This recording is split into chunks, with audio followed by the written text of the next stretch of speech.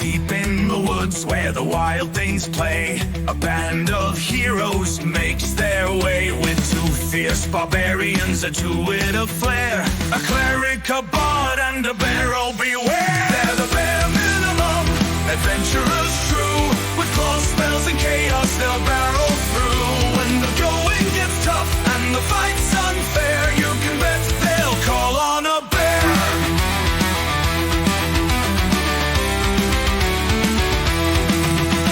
The cleric heals with a flick of their hand. The bard spins tales of this merry band. A paladin warlock brings smites to the fray, while two barbarians shout, "Make way!" They're the bare minimum, adventurers true, with claws, spells, and chaos they'll barrel through. When the going gets tough and the fight's unfair, you can bet they'll call on a bear.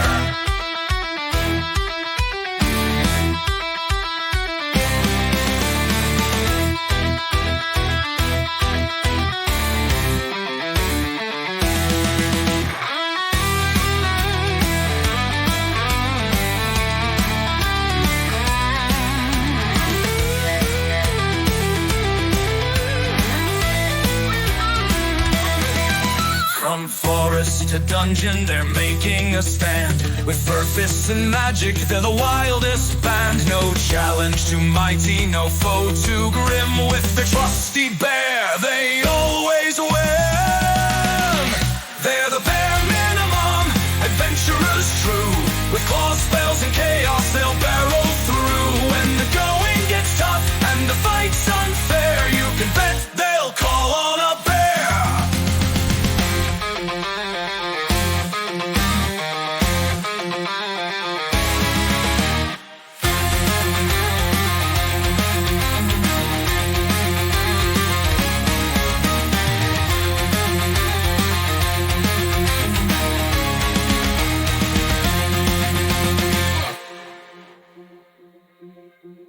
Evening, ladies and gentlemen. It is Wednesday night. That means it is another session of our bare minimum D&D. And to give us a little recap on what happened last week, Mitch, aka Gwai here, take it away.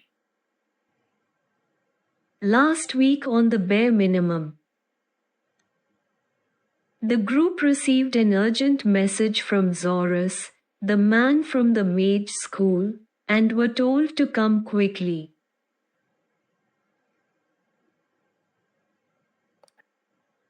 So of course they took their sweet-ass time. They got pastries, which was truly the more important thing. Met a memory wizard whose middle names seemed to be emotional and damage.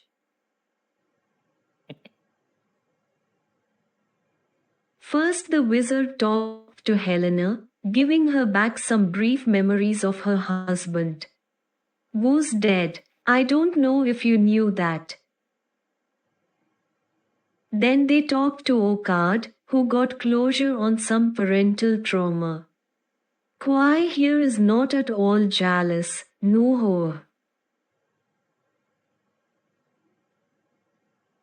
And Aaron, who needed to fight and kill a basilisk, by complete coincidence ran into a random basilisk and killed it.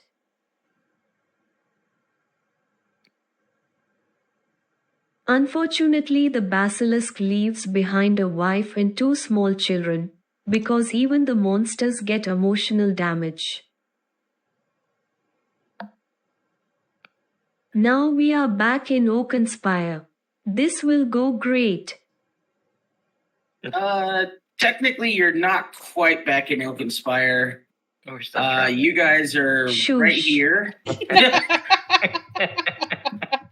You can't shush me. I'm the DM. You're on your way to Castlehorn, then Yanrel, then Oakenspire. Yeah, take the main trails. And I think last week we had just finished killing the basilisk, and during which Guahir finally got to use her fancy powers. Let's see here.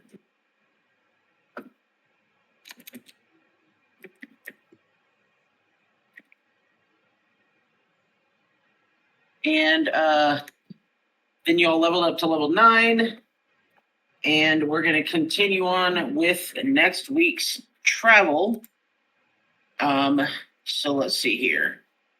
So this would get 7 days. So let's get a little measure stick out. No snapping. So that would be about 6 days. And then from that point, another day will be basically clear the E. So we are now about here. So starting with the far left-hand side of my screen, we'll start with Guahir. What are your travel activities for this next section of travel? For this next week?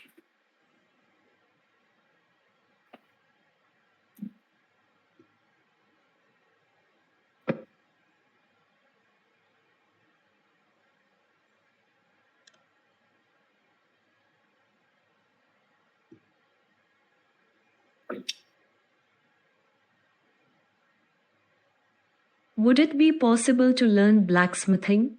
To improve armor and weapons and such? Yes. She is a natural forge.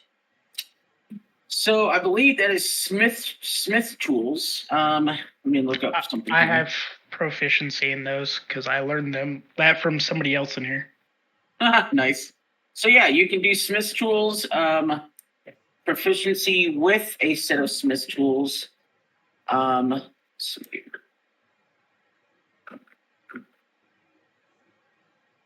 Will let you add your proficiency bonus to any ability checks you make using the tools in your craft.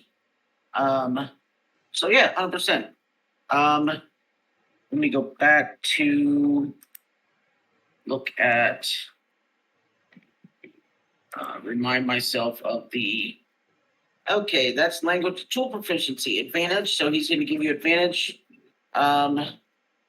Requires 4 hours of training a day, 7 successful DC 15 skill checks, 1 intelligence check per day. So I need 7 intelligence checks. The DC is 15, and you get advantage because Brad is helping you. Watch may still fail. Who's helping him? Elcott. Brad is not here. I do not Brad exist. does not exist. Unfortunately, that is a failure. Oh, your intelligence is a -1. Stop.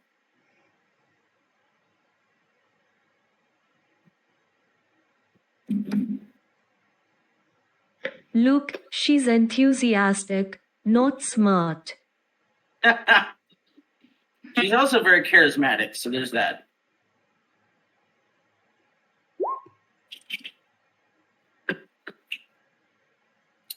Fortunately, that's another failure.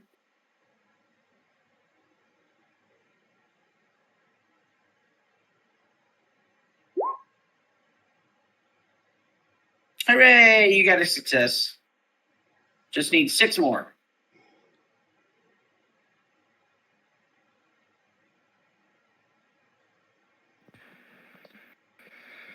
Or 3 nat 20s. Also a nat 1 with that, which would have been a 0. Oh, wow.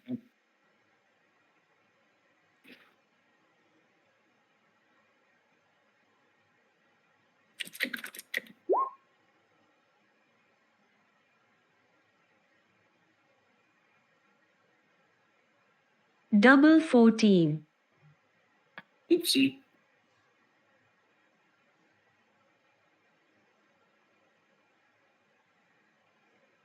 We totally add those together, right?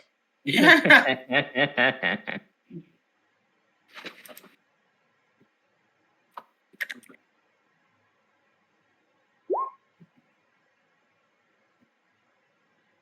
Ooh.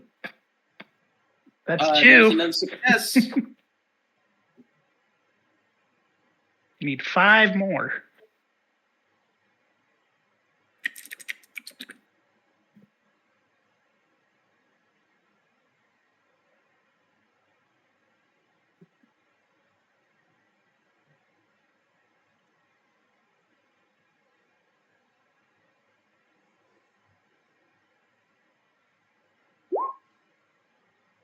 Oh, that's a gnat. That's a nat 20, so that's going to be, let's see here, 1, 2, 3, 4. You have 4 successes so far, and that was day 6. So you have 1 more day. Max you can get now is 6 successes if you get a nat 20 again.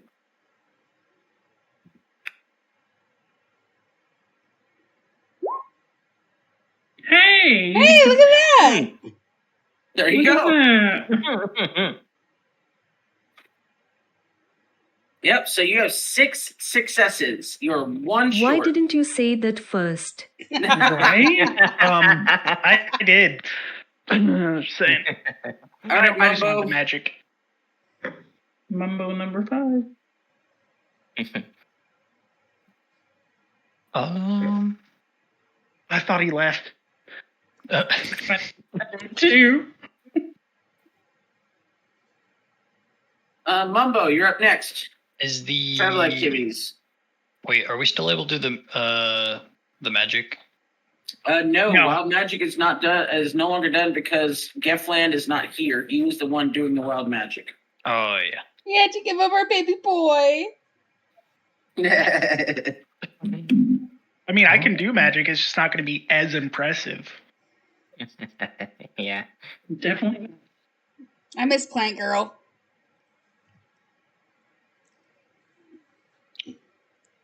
But I learned proficiency with thieves' tools. Yeah. Isn't Is that there someone in the party that can teach you? That's the one thing I was thinking. I don't think anyone is proficient in that. No one seems the type. Nope. It doesn't appear that anyone is proficient in thieves' tools yet, so you would be the first, which means all 7 rolls are going to be without advantage. So you're going to be straight rolls. But I will need 7 intelligence checks. The DC is of 15. 7 intelligence checks with a DC of 15. I think we got Correctamundo. this. With our -1. Hey, there's 1. See, what you cannot do is just come right behind by here and show him up like that. Rolling without advantage.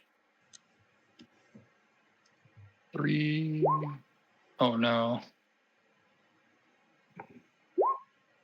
It keeps getting worse. You're doing great, bud. As, Rolling at back up to 20. 12. as none of us know how to use them, you're doing great. Right. And one last one. Come on. Oh, that almost Oh. You have 1 success. You need 6 more successes. You officially know how to use them more than anyone else in the party. It's true. It's very true. All right. Says in a Mumbo. Helena, what are you going to do for travel activities? I am at. No, I did. Did I get primordial last time? No, I'm only at 8. Who is? Are you learning Primordial? Yeah. Who is echoing, by the way? Aaron, I think. Oh, was it me? I'm sorry. Aaron doesn't have headphones. Nope. Let me try something different.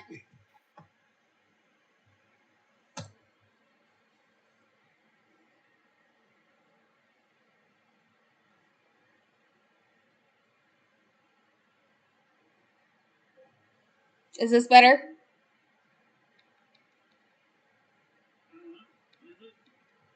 I don't know. It wasn't echoing for me.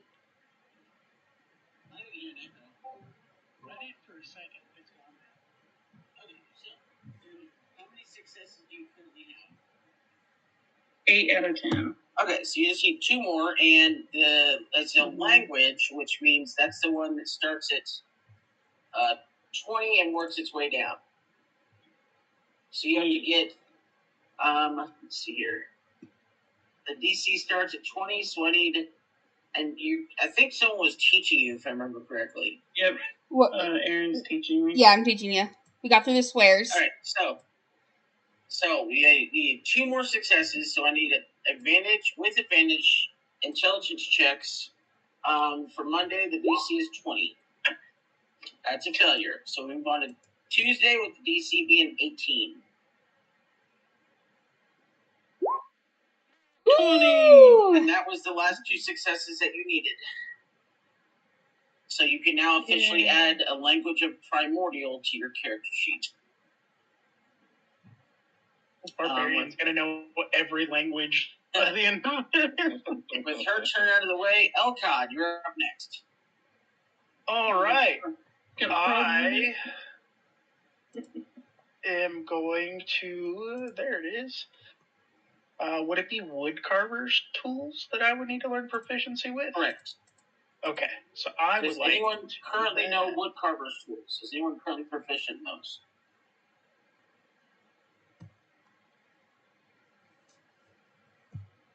Wait, what?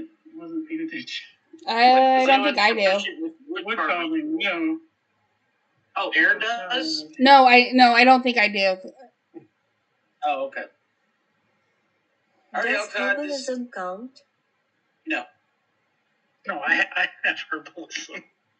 All right, Elcod, 7 intelligence checks, all straight rolls. DC is 15. Yeah, give me 1 second here. Trying to see something because I had something for this.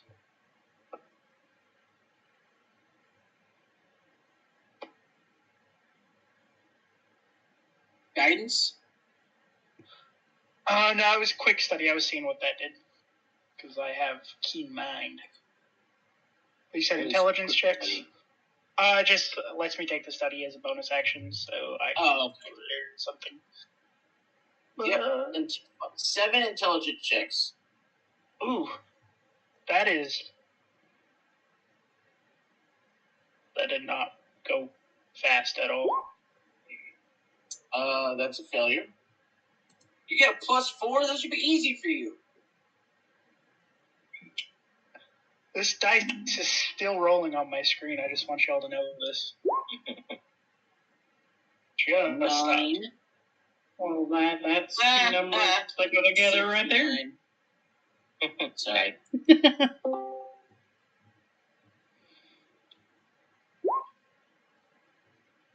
Yeah, there's one. Hey, there's a success. That was BS. That was a 20.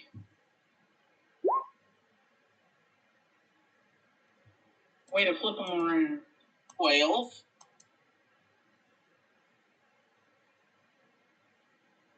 Ooh, boy. Dirty 20. There's another success. I have 5 done, so 6 now. So 1 more. 1, 2, 3, 4, 5. 6. There's a success. 1, 2. You have to 3 successes, and you have 1 more roll.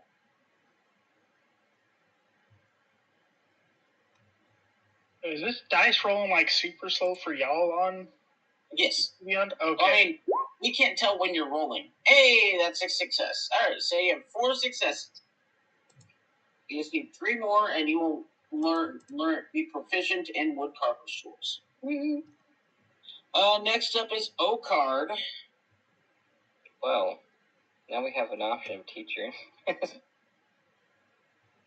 I learned some from Aaron, but Mumbo's awake again, so he can continue teaching me if he wants to. Oh, I see how it is now. Okay, so what are you continuing learning?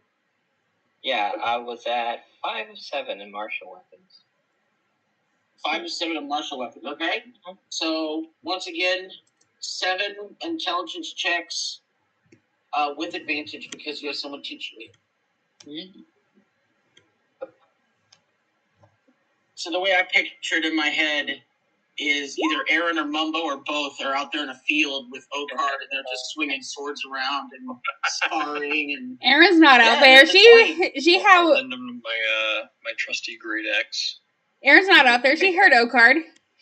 He didn't want her help. and Oh. nat 20. You only need one more, but you got two anyway. So you are now proficient in martial weapons. Overachiever. Congratulations. I don't know if someone would tell me to add that to my sheet. I can't figure it out. Yeah. So If you click, oh, sorry, go ahead. no, you're good. If you click on proficiencies, you should see a window pop up on the right-hand side that'll tell you everything you're proficient in. And towards the top, there'll be a little drop-down box where you can add other proficiencies. It says add new proficiencies. Yep, and then you click in that box, find martial weapons. We'll find weapon. Okay. Well, Weapon. and I then choose weapon, and then the drop down doesn't let me choose Hold on a second. categories. It does it. yeah, hold on. It's I think I remember seeing martial weapon as its own thing. Let me look at your character sheet real quick. Yeah, it's under weapons. I know it needs to be. it is, but it lists the items Weapon. Yeah, individually. Weapons individually. No, but down under martial. Hold on a second.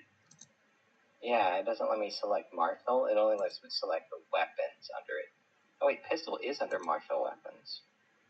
Are you trying to be proficient in pistols? I mean, I did want to be able to use them. Okay. Instead of doing that, just under weapon or under martial, do firearm. Because that'll get you proficient in all firearms. Oh, there it is. Firearm.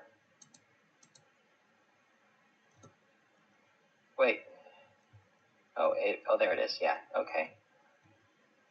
Yep. So now you're proficient in any firearms Awesome. at DM's discretion. I'm not going to give you a laser rifle or anything like that. Of course not. It's whatever's there, you know. Yes. And we've already confirmed with the other god that guns do exist in this universe. So, yeah, absolutely. Okay, so that is Oakard. Aaron, what are you doing for travel activities?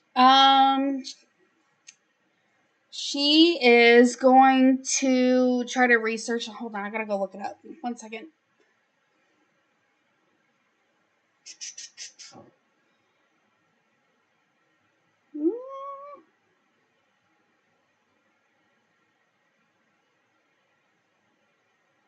I have an issue with this. What? There's a firearms subcategory, like whole category by itself, Yeah. but then pistols under martial. I don't know. I saw that. I don't know. Yeah, it's weird. Wait, what? That's specifically okay. She's gonna research Sigrun. Since that's the new quest and objective, she wants to kind of learn more about who this person that she needs to help. Oh. Like her history. Okay. Yes. Yeah. How are you gonna do that? Good question. Roll me I guess I'll just pray on it. a history check and a religion check. And a religion check? Okay. Let's see.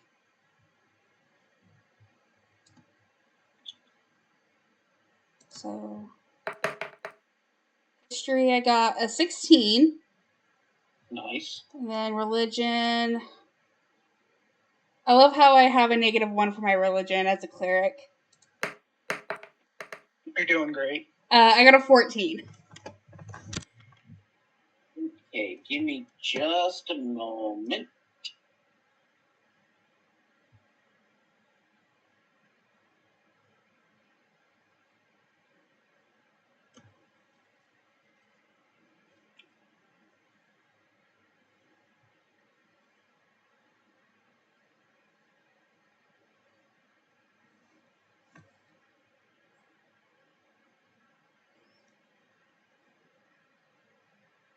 Dang, you only had +2s on those? Oh no, that's no cards. Sigrun, she was a human fighter. Okay. Fighter and Oath of Vengeance paladin. Okay. You would have been told stories about her because she's from Rubia like you are. Okay.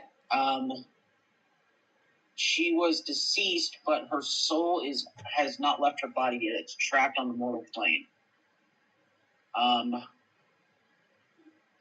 She was very much like you. Once considered a future high Valkyrie, almost to the level of your mentor. But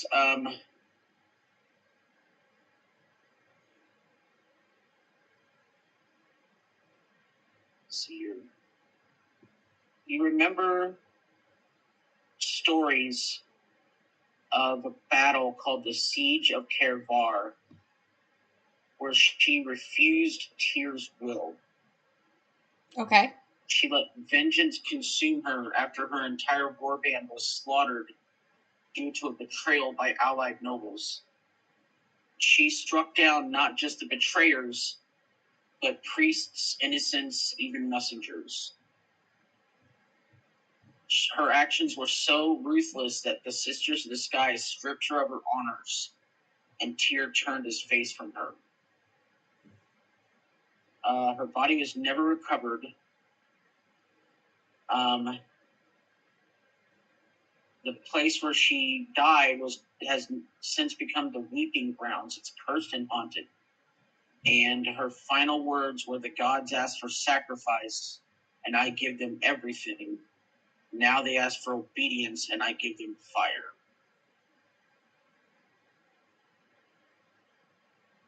Okay. You also know that Tyr never forgave her, but he has offered one last chance that if she is redeemed by one of his champions, like you, like Aaron, her soul may ascend. But right now it is trapped by her own wrath. If she cannot be redeemed, her soul must be destroyed before it becomes a full revenant. Okay. And that's all that you know about her, I should say. Okay. No, yeah, that's helpful. All right, so that is the end of travel activities for everyone. Is there any RP that anyone would like to do? And we'll go in order again, just so there's no talking over each other or anything. Guahir, is there any RP that you would like to do? Did you learn anything, Guahir, for the level up?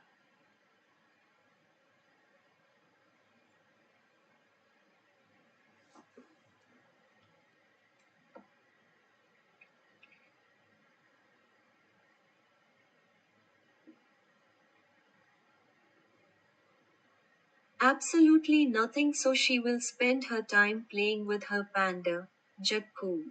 Okay. Mumbo, is there any RP roleplay that you'd like to do?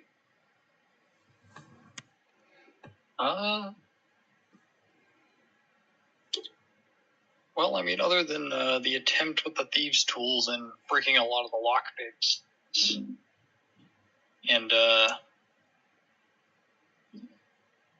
lending up my great axe, I think that'll be about it. Okay. Helena. No, nothing from me. Okay. Elcott. So, Mumbo, you have no questions about who this lady is who's traveling with us? No questions? It's true. So, Also, Mumbo's where a we're little, going? He's a little nearsighted, so he didn't quite see her. That's someone he's never met before? Yeah. Now that you pointed out, though, who's the stranger? That's what you get for sleeping on the job. Well, I've been running low on my insomnia prescription. Apparently, we need to get that filled. Does anyone answer him? Well, she's right here, so I feel that she can answer for herself and introduce herself. That way, we're not so rude. Not me totally forgetting her name. Arvanye. Arvana. Hello, my name is Arvanye Moonvale. It's nice to meet you now that you're awake, sir. And what is your name?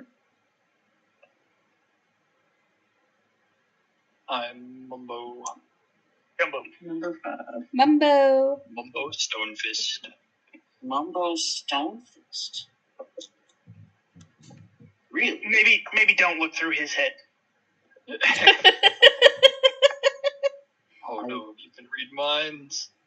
Might find some dead brothers up I there. occasionally help people with memory issues. In fact, that's one of the reasons that Soros sent me to accompany you back to Oakenspire. To hopefully clear up this mess that's happened up there. Is there some reason you don't want me looking into your mind, Mumbo? We ran into a bit of a situation a while back. Again, he's not really the forgetful type. It's more of the understanding of his own actions. Yeah. You're talking about the interaction with the brother. The stinky one. She's already read my mind. But you have been sleeping for quite some time.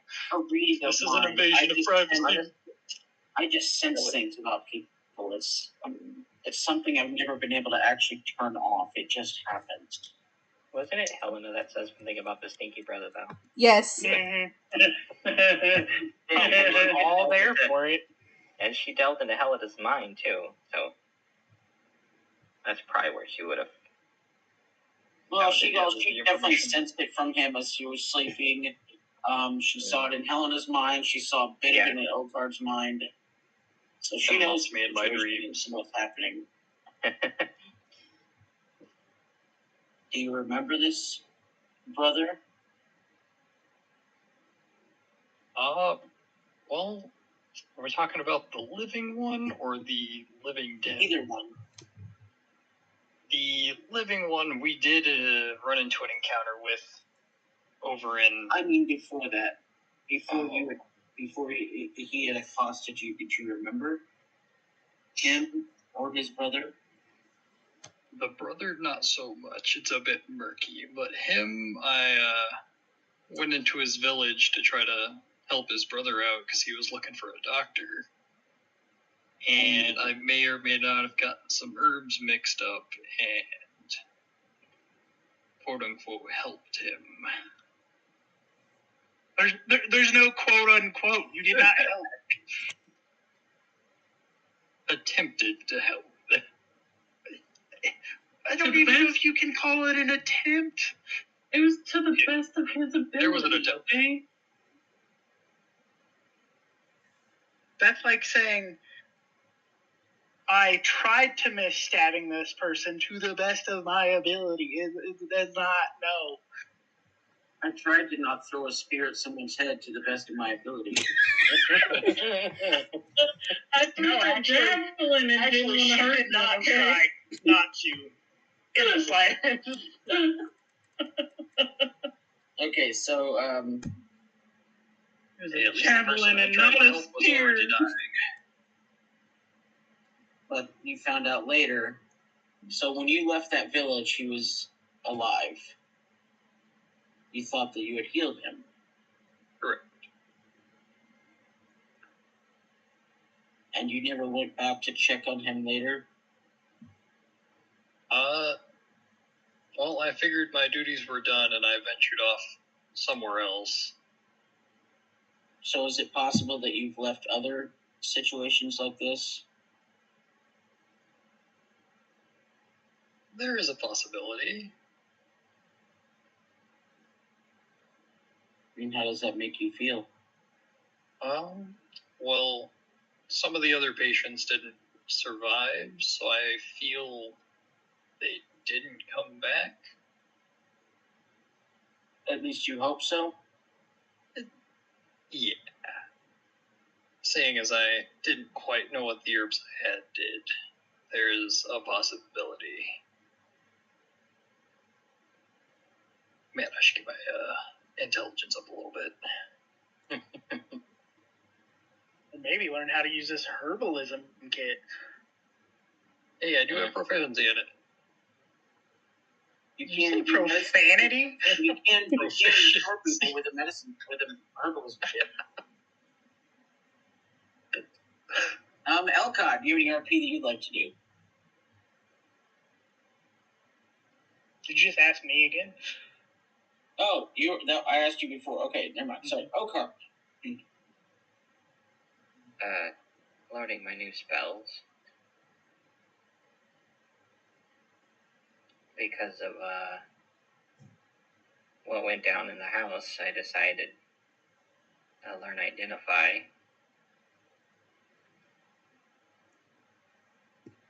That's seems pretty smart. You're just gonna see me kind of have a little dagger messing with a piece of wood. Did we take the skull or did we leave it there? We left it there. Okay. Yeah, on the bed. Somebody wrote a note, not cryptic or anything. Nope.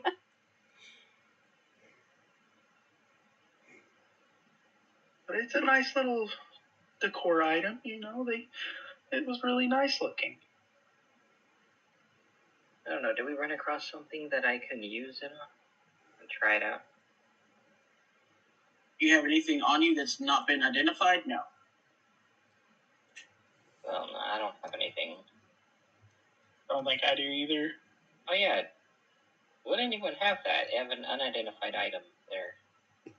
No. Something that The only item that has been unidentified that you guys have encountered was that skull. Well, you wouldn't know that. I know, I'm telling you. That's the only item that this group has encountered that wasn't identified. And I said you wouldn't know that. I have a vial of ooze. Is that it for RPO card? The ooze. Was that... I remember when we got that. A vial of that ooze? That one hasn't been identified? No, Where did you get the vial of ooze? That was from the first game. From Ivan. Yes, that's Sorry. from Ivan Ooze. Did you just say who? He said who?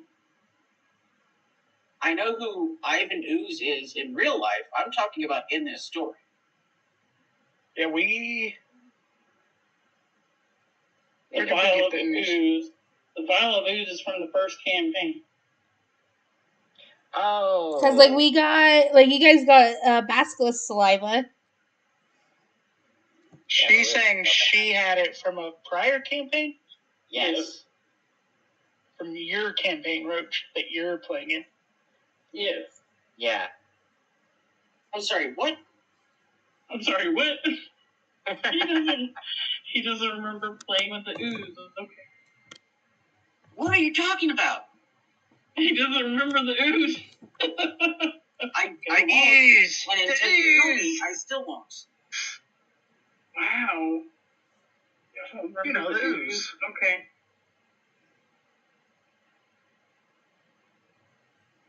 Okay. You have to use your words and tell me what the ooze is. He doesn't know. That's just it. It's just ooze. It's She just doesn't a know little vial of ooze. And it came from the other campaign. That's all you Like, know. came from the other Did campaign? you hear this? I don't know what we could have encountered that gave her a vial of ooze. I don't remember what it was we encountered either, but I got a vial of ooze out of it. It's a little black sludge. It was ooze. That's very helpful. That was the greatest. That's very Where did it come from? What did it come Ooze. from? An ooze. That's so funny. If I remember correctly, If I remember correctly, it was one of the traps either in the temple or with Naboo. Okay. All right. Now, I know exactly what I'm going to do with that. All right. He's gonna play with my ooze? Oh, God. Ew. Anyway. Aaron. Oh, she's gonna see Guai here playing with the panda and kind of go over to her. It was just like, where did that power come from? The void tendrils.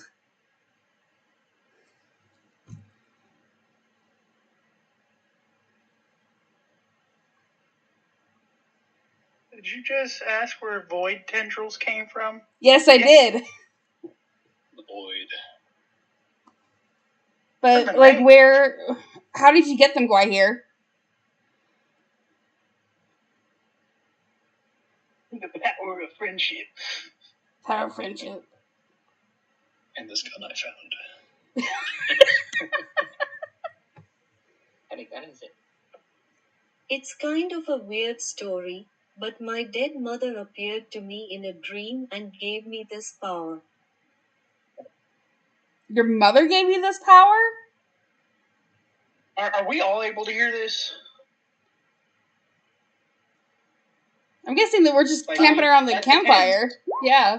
Are you guys just sitting around the campfire, or did you and Guai here go off somewhere else? No, this is at the campfire.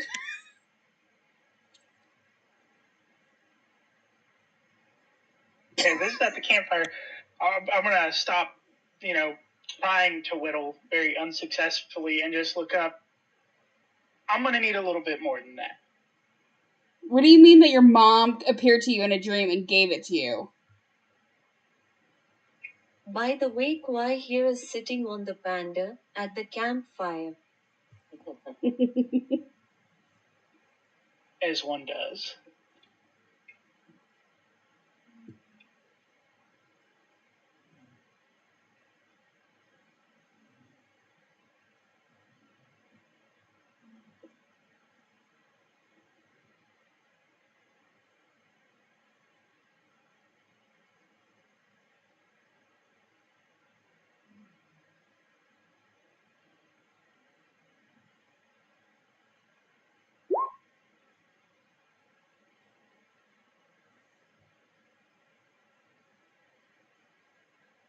I honestly can't explain it. We were traveling one day and during the night, she was there.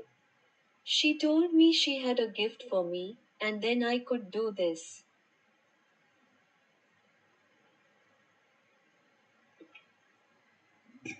That... I got a really dark feeling from whatever that you did. Like, that is not good. That really felt evil. Why wouldn't you question something that dark?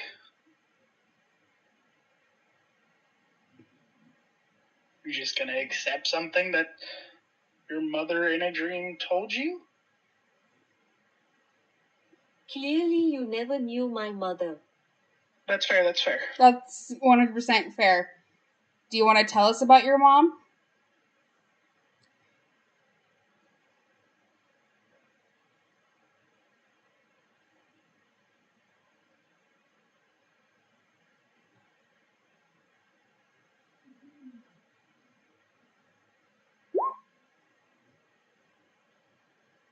She's a little bit hesitant as she says, she was not the nicest of people. I'm sorry.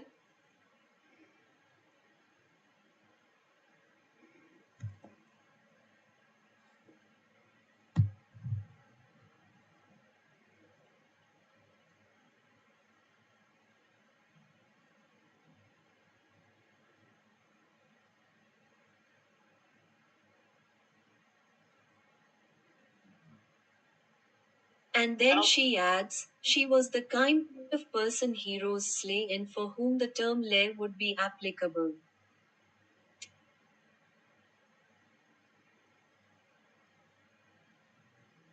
How do you feel about having this new power?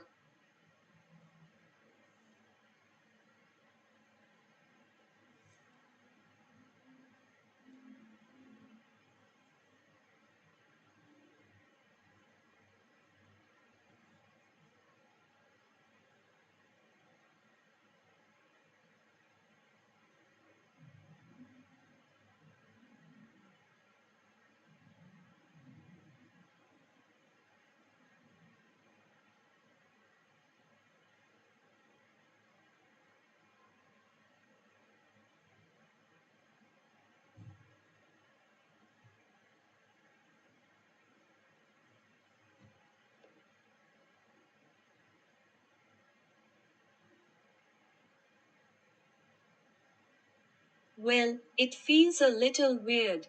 It is dark magic, but she wasn't exactly one to give me gifts when she was alive, more just to take and use.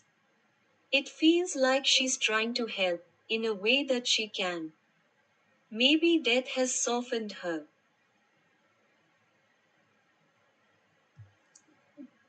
DM, is there any kind of like insight, maybe a religion check from like what we saw? If it's anything that I may have heard or seen before?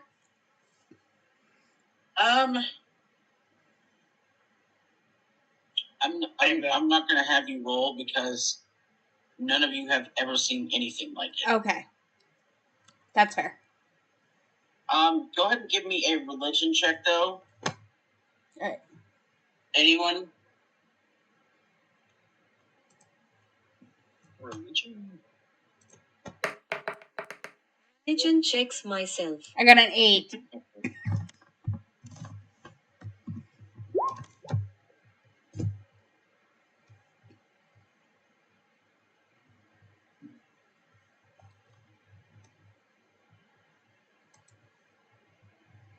Zero.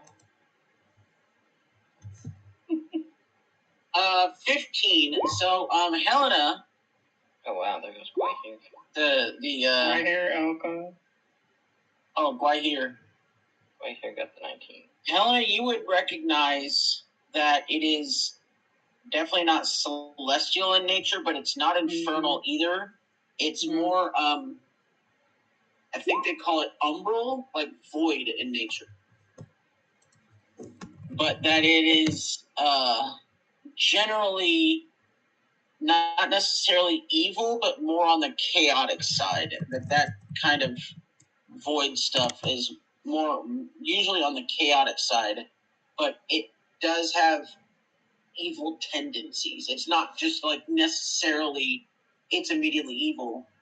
I guess you could call it more like chaotic, neutral, bordering on chaotic evil. Does that make any sense? Yeah.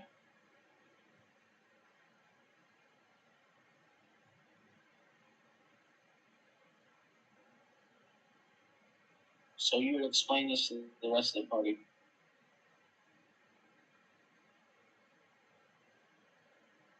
Why? When you just did. Well, he's asking you, are you going to explain that to us or no? Oh, yeah. Explain that to you.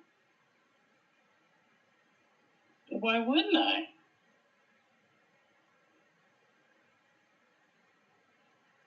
So, why here is your mother the reason you've chosen the life you have?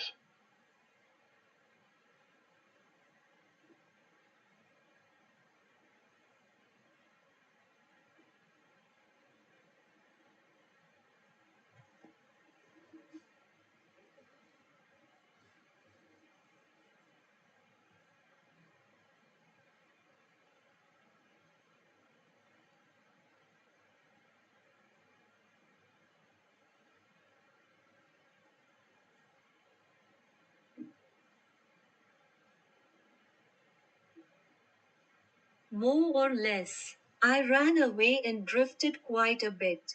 After a while, I met up with some paladins and felt like I should do some good in the world. counterbalance the evil she did.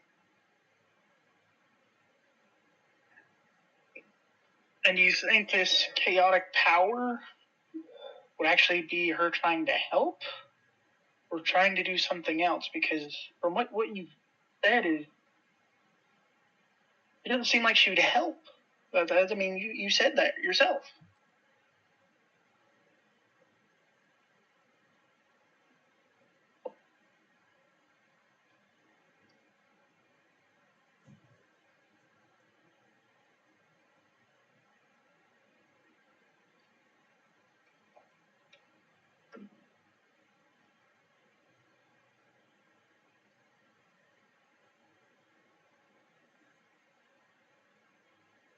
That is a noble goal, Gwahir.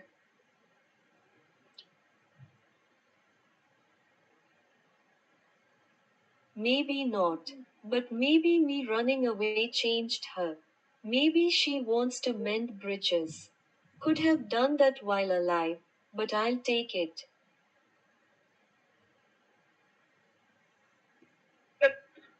That's fair. I would just say, and Aaron, correct me if I'm wrong, or Yeah. I don't know, y'all may know about this more than I do, but I would just say be careful with it. Maybe use it in only dire need. Just, I don't know a lot about this type of magic, so I can't really say. I don't know what's like it to have a hard relationship with my mother, but I know that it can be pretty difficult, but kind of like with Elcod, I would use on the side of caution. I just have a really bad feeling about it. I really don't like it. So, but I also want to let you know that we're here for you, and if things start to go wrong, please talk to us about it so we can help you. Oh,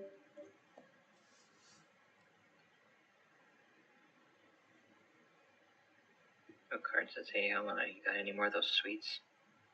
I think we I think do. those would be bad by now. Unless we put them in the bag. I start digging through the pack to see if we have any sweets left. Can the others maybe do an insight check? She's squirming a little, like she's hiding something. Ooh, I'll do one. Absolutely. Everyone give me an insight check. I mean, I could, but my passive is 18. My passive is 19, and I just rolled a 12 plus 9, so 21. I got a nat 1. Damn! It all depends on what Gwahir rolls for deception. What is 12? 21. Okay, I got a 21. While Alright. everyone is rolling, we're see? missing one. It looks like most of us can, I was like, I'm the only one so far. even Helena can see past the deception. Even I can see past your deception. Oh yeah. So I don't know. you can tell that Gwahir is definitely hiding something. What are you hiding, Gwahir?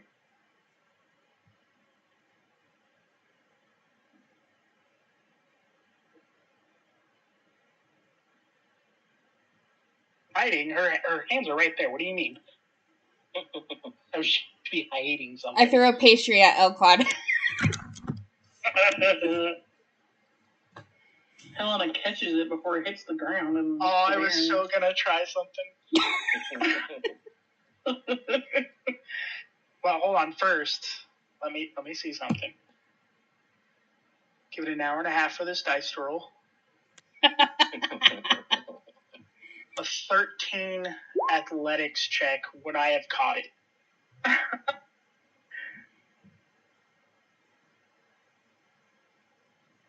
Wouldn't Helen I need to make it like a... Oh, snap. Yeah, no way. Nope, I caught it first.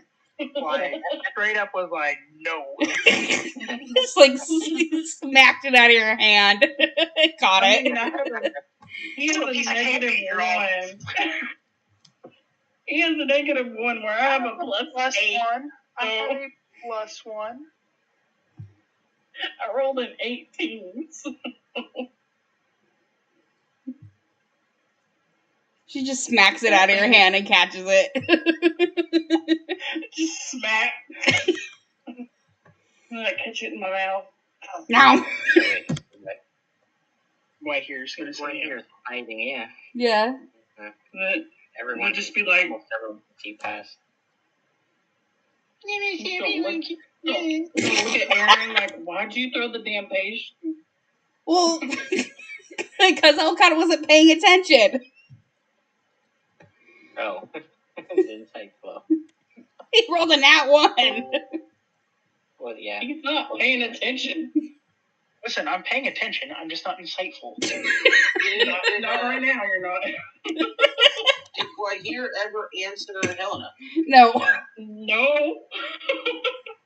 So we're waiting on it.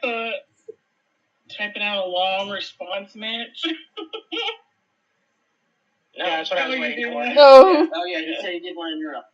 Just go ahead and type Go ahead, Mitch. She's even more hesitant to say this, but she adds, it felt good to use it. A part of me wanted to. Mm.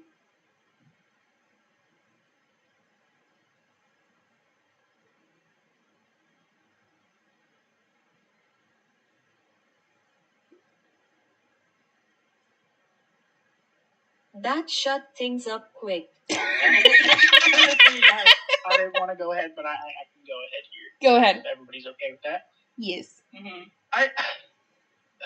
Being a magic user myself, go here. I understand the feeling of magic, and as you see me doing this, I will just set my hand on the ground, find a rock, and cast light on it, and then pick it up and just kind of toss it up and down. Magic is natural. It's beautiful. It's great, but there is always a balance. And this magic, it was dark even to me. So just the way you described your mother, I would be hesitant, and that's all I can say is I had a very good relationship with my teacher. She was very kind, but again, she was also harsh when I needed it. So if you think you're safe using it, I'm going to let you be the judge of that. But again, as your party, as your friends, we're here to help you.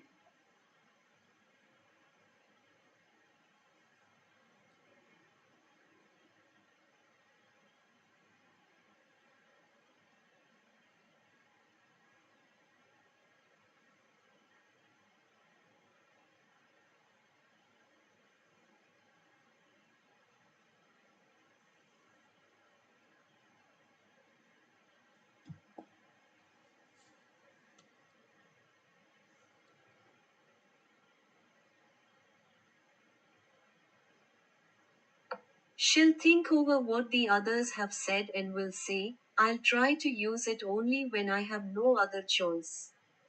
It just feels nice to be close to her. I never really got that when she was alive.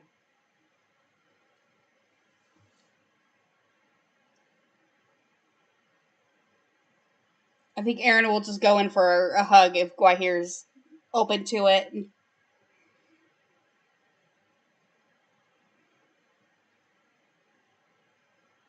It's gonna turn into a group hug. Group hug! Happily accepts the hug. Yeah. I see Mumbo just picking all of us up. To wrap you all in my arms and just bear hug all of you and lift you off the ground. Oh, squish, squish, squish! Oh, my bad. Oh, goodness. As you guys are all bear hugging. Bear hug! Get it! As you guys are all bear hugging, you suddenly feel a rumble. Oh no, not And again. Mumbo, are you I need you guys hungry? to give me I need you guys to give me a perception check.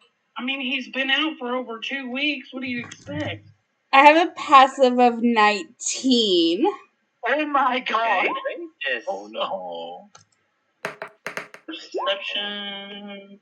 Hell, God, you were. I'm blind. I took my glasses off. So, Yo, Cody, 25? you doing all right? 25? it looks 24. like Helena and Aaron, you follow the sound. And first of all, this is where you guys are camping. So you guys are all sitting here. Mumbo is not in the campfire. You guys are all sitting here around the campfire. Wait, this looks familiar. It does look familiar. And you guys hear Aaron and Helena, you look over to the path, and you see this massive creature. And you can, because you've seen Helena, because you've seen both of these different things before, you immediately recognized that it is a creation of the Keys to the Future place. And you also recognize that it is a chimera. Oh no. No, not one of these things again. Oh, and I need everyone to roll for initiative. Ah! No, don't pet it. What's wrong with you?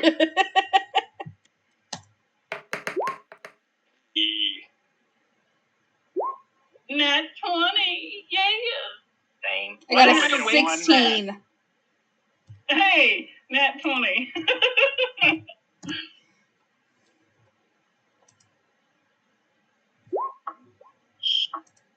Alright, Okard. I'm gonna let you go first. You know, Bardic Inspiration. Sense. Did everybody roll? Yeah, we're missing. Alcott, I'll trade you. 12. Mumbo got What'd you get? I got a 16. Mumbo. If you don't mind, I will take that. Yeah, I'll take it. Okard. We're missing Goy here, aren't we? No, she got a Goy, 12. you're You got a 12. initiative, got a 12. My bad. And Aaron has a 16, but they are swapping with Alcott. Elcod Yep. Mm-hmm. in the 9. And Elcod is taking the 16. And Okard and Helena, I can see that you both have a +2 for your dex. So what is your con? I'll stick to say he can go. Okay. Let him go con. first. That's fine. My con's +2, but Yeah, mine's the So same. let's see here. Helena, I can just go first. Okard will Get start us everything off. going. Yeah. yeah. So Okard, you're first. All right. Well, I'll start off with that. Fantastic. Six and say, So that I'll everyone say can get full healing. And then my bonus action. Well, Helena's right after me. I'll give her a bardic inspiration. Okay. hey.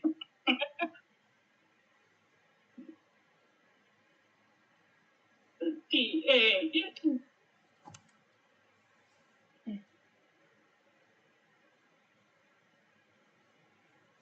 All right. So is that the end of your turn?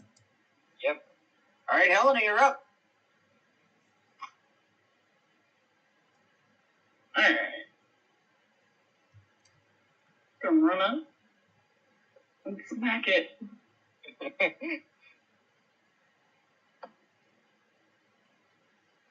Oh, wow.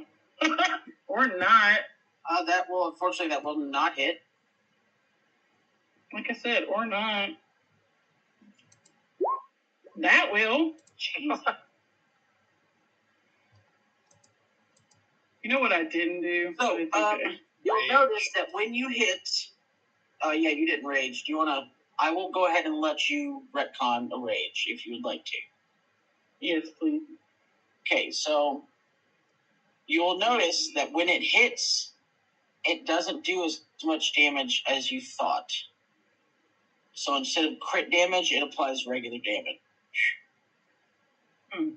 So that is a 6 plus, or is that after your plus? No. That's Uh, I rolled a nat 1 on damage, so Oh, so it'd be +5, and then how much for your rage? 3 for rage, so it's So it'd 9. be 8? Or Yeah, sorry, 9. I can't count. No, you were right. I was wrong. Stop it. All right. Rage 2 shots. Is at the end of your turn. And that's the end of my turn? Alrighty. Let's see here. Mumbo Jumbo, you're up next. Go Mumbo. Mumbo's gonna rage. And then, what's the size of the creature? It is a large. So I can flank it for advantage, correct? Correct. Mm-hmm. Do you have the movement speed for that? I do. I have 40 feet of movement speed. There you go. Dang. 100%. Whew. All right. So now you have advantage. Advantage. I'm gonna give it a good old swing.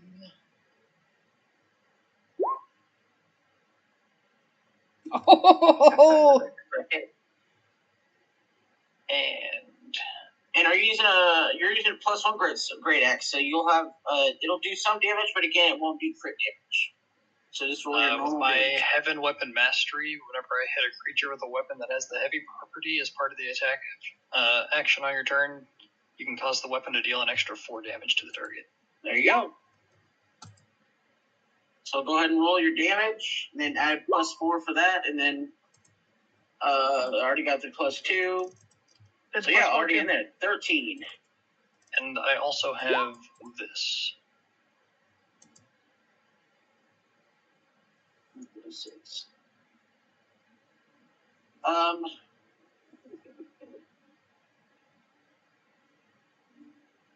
Yeah. So you got that weapon, and then that was your first attack. I'm assuming you have a second attack, so then you'll be able to make a third attack with your bonus attack. Well, no, because you already used your bonus action. But I get 2 Rage. attacks per action. Right, Mm-hmm. but you only have 1 bonus action. All right. That allows you to make an attack as a bonus action, but you already used your bonus action to rage. So the most we can do is just 2 shots with your 2 attacks. Unfortunately. So come again. One more whack. Whack. Whack it.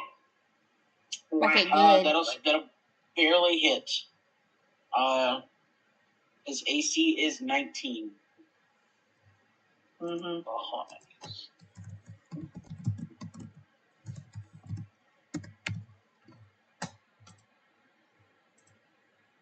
And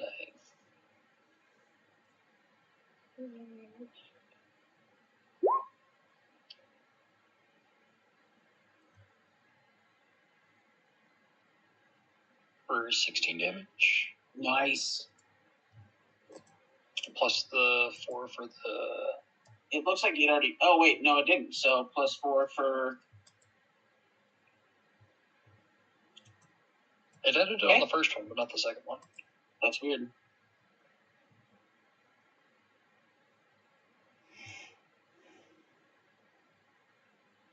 Cool. So is that the end of your turn? I believe that will be it. Alrighty. That was Mumbo. Elcod, you're up. Yes, I am. All right. Y'all are a little too close. Don't worry, we can take it.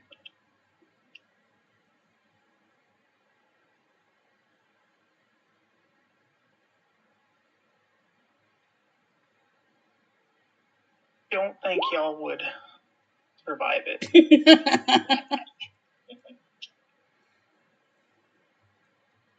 Quite your cat's emotional damage. Mm-hmm. All right, so I'm gonna move up here, and I am going to go ahead and cast Blight at 4th level. Ooh. Nice. on that. So let's see if that actually does it. Give it an hour and a half to roll the dice.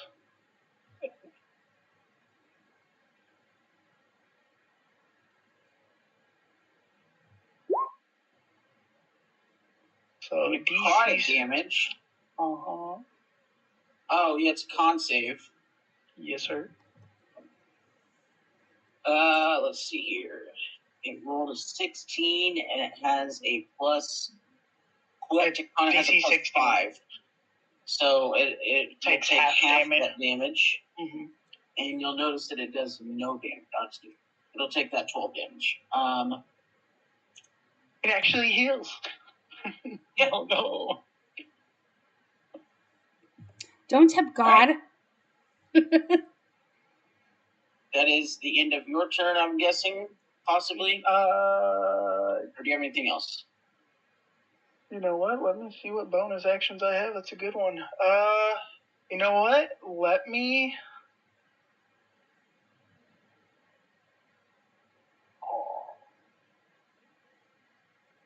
Forgetting I have this.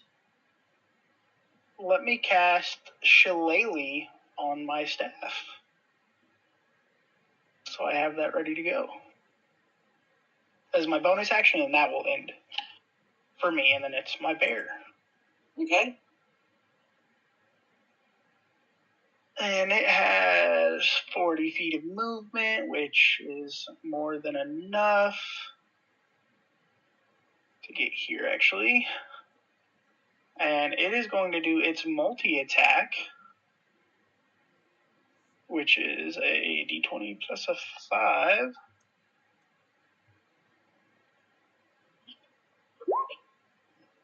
Which is a nat 20 plus a 5 for the bite attack. Okay. And this will be for the claw attack, which is an 8. So you'll notice that his scratches are not able to penetrate the armor. Even with the nat 20, they do 0 damage. Well, that was the bite. Well, sorry. Well, okay, so, well, either way, the bite does not penetrate the armor.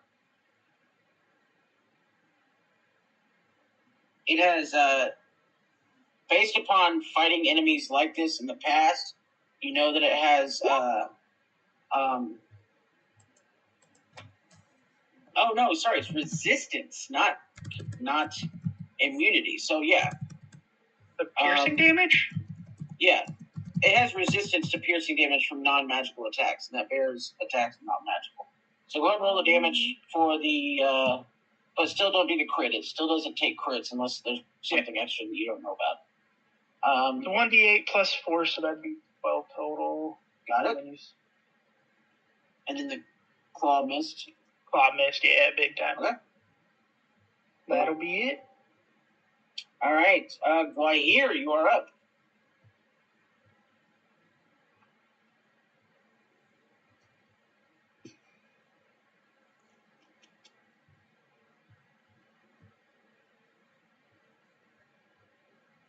She will get on her panda and then cast a second level Scorching Ray before moving up.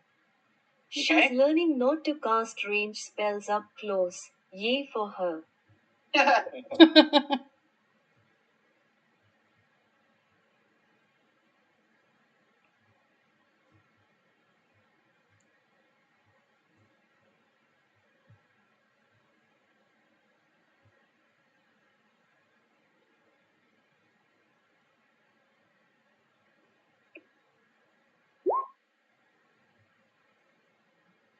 Point 2 will definitely hit.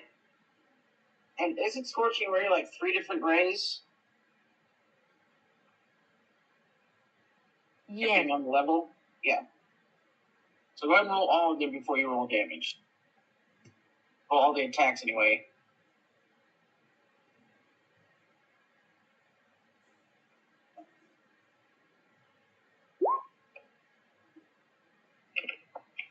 That'll hit. And what level did you cast it at?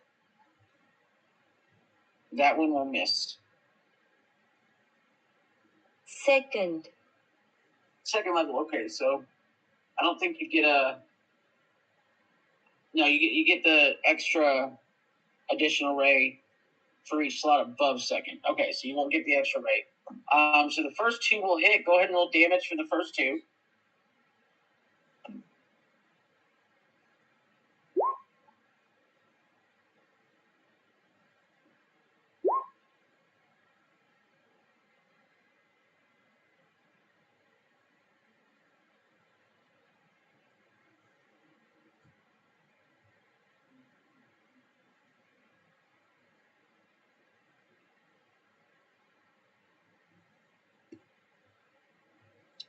Okay, so you notice that it does not do as much damage as you thought it. It also has fire resistance. So there's -4 for the first shot.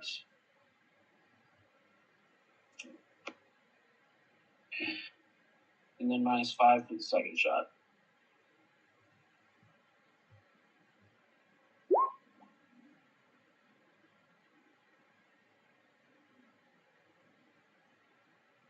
And move your panda? The panda has a mind of its own. Oh. I see what you mean now. Controlled by Guahir. There you go. Now you can move the panda.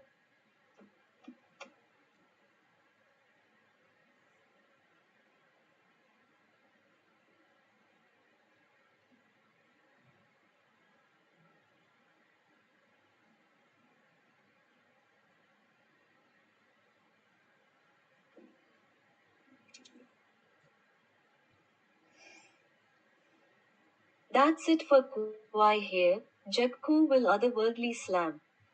Okay.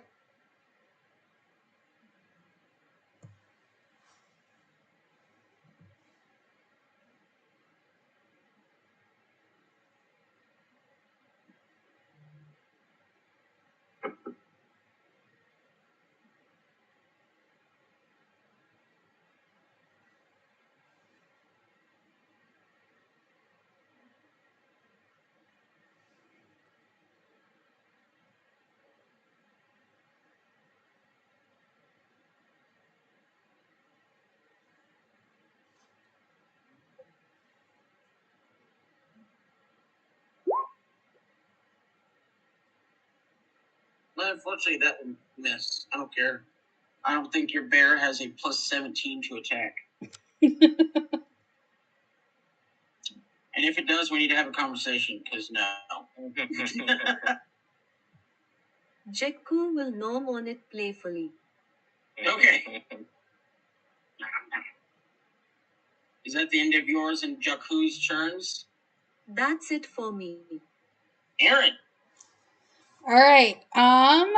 Let's see here. Gonna double check something. Actions. Bonus action.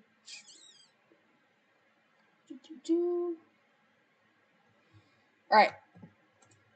I am gonna use a fancy new spell that I got with this level up, and I'm gonna cast Hold Monster at 5th level.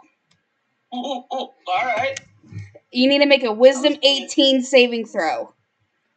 All right. Its wisdom is a +2. Oh no. And it rolled a 13. You are now paralyzed. Really? Choose a creature. Yeah, choose a creature that you see within range. The target must succeed on a wisdom saving throw or have the paralyzed condition for the duration. At the end of each of its turns, the target repeats the save, ending the spell on a success. Oh, nice. Alrighty. So the creature's now paralyzed. It is going to use one of its legendary resistances to pass that. Damn. Okay. It has 3. Now it has 2. Shot. Bye-bye, 5th level. Bonus action. Let's see. Can I do anything?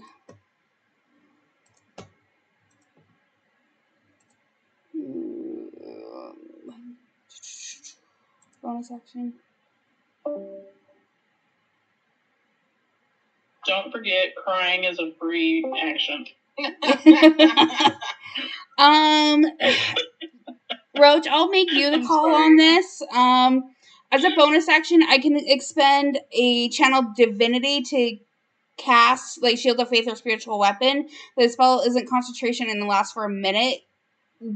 Would using the channel divinity as a bonus action negate the casting of a spell? Because like I know that you can't cast 2 spells, but I'm using a channel divinity to use it. Well, because you can't, because Channel Divinity is not a spell. It's a class feature. Okay. So Channel Divinity lets you cast Spiritual Weapon or wherever the other was. Shield of Faith. It says Shield of Faith, and it says without a spell slot, I believe. Yeah. And it also says that it doesn't have a concentration. So yeah, it's not a spell. Okay. It's a class feature. So okay. 100%. So I'll go ahead and use my bonus action to do which one's probably gonna be smarter? Let's do Shield of Faith. I'm gonna give myself 2 points of AC to myself. Perfect. And that's it. That's my turn. I'm staying right where I'm at. All right, so at the end of Aaron's turn, it is going to use a legendary action. Oh.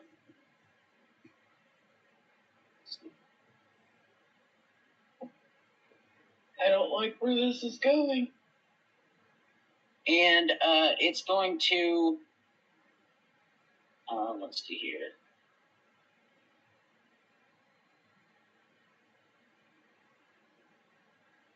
It's going to snap its wings, and I need the bear, Helena, Guahir, the other bear, and Mumbo to all give me dexterity or strength save.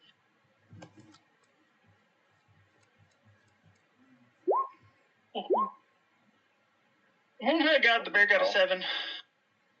Alright, so Guahir passes. Helena barely passes. And that's with a +8. I'm still waiting on one from Mumbo. Mumbo got the 26. Oh, that was for the bear. That's the panda. And Mumbo got a 26. So just Mumbo's bear is shot back 10 feet and knocked prone. Yeah, Mumbo's Everybody else bear. must move. Who? Mumbo got a bear? What? Yep, it's my bear now. Really? He stole my bear. Sorry, not Mumbo. Elcod. And then it is going to move. It's going to get, let's see here. We'll go here. So it's Helena and Mumbo. You're going to get attacks of opportunity against it. Let's go. Oh, how did it move again? As part of it. Oh, sorry. After that was its legendary action.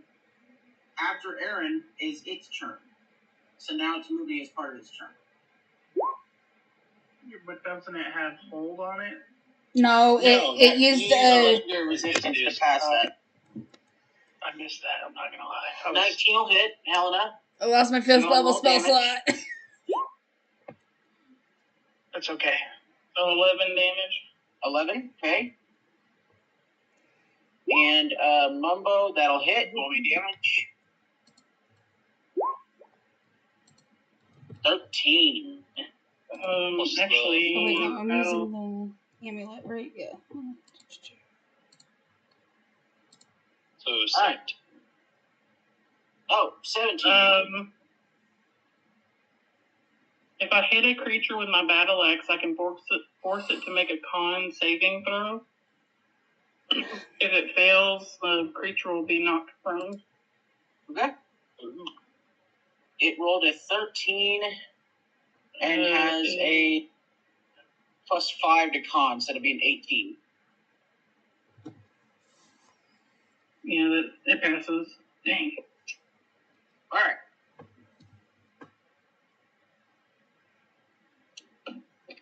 Next up is going to, after it moves over here, let's see here.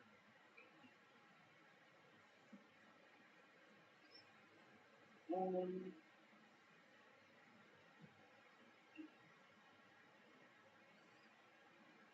god, I'm glad my bear's not over there anymore. All right, all four of you, Helena, Guahir's Panda, and Mumbo, I need you to give me a dexterity saving throw. Oh, let's go. Oh. Don't forget Oh, about no! Oh no! Oh no! Oh, no. The nat one. Oh, this is gonna be good. Would I get advantage on this for the advantage on dex effects that I can see while not blinded or deafened? Correct, yes. All right. Yeah, Oh, Helena, wait, I did didn't you? roll advantage. Yeah, I didn't roll advantage. Hold on. That wasn't any. hey, at Yes, least it was. It wasn't a nat Yeah. 1. You still fail, but you don't get a nat 1. So, the Panda succeeds, Mumbo succeeds. Also, flat on their ass. 4, 5, 6. Oh, So, that brought tears to my eyes. Helena and Guahir, you take 15 points of piercing damage. So what happens is it brings its wings back and it throws them forward and it fires out a whole bunch of metal wings at you all. Ow. Helena and Guahir, you guys take 15 points of piercing damage. Minus Correct, because you're raging. And Mumbo and the bear take 7 points. Mumbo takes 3 because you're raging. And then you also, it's a 2. Bear and Mumbo. No, not Bear and Mumbo. Guahir and Helena. It is lightning damage. These things are laced with lightning damage, and you two are stunned Oh, no. Oh no. until the end of the Chimera's next turn. I think So, back up to Okard. Oh, well, I just got a plan. I'm gonna bring in the staff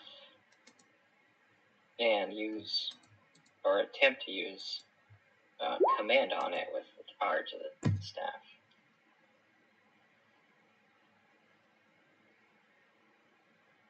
Wait, you said me and Helena? Or. Yeah, no, me and Guahir. Oh, Guahir Guahir. and Helena Guahir got Mhm. hit, yeah. are stunned. You're so stunning. Oh, Gorgeous. So the, oh, that's cool. thanks, babe. Is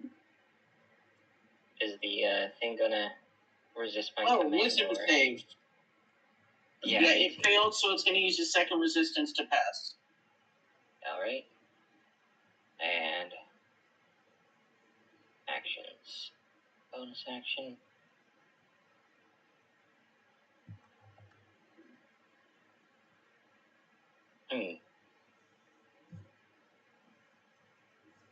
I want some bardic inspiration. Oh crap! I forgot about mine.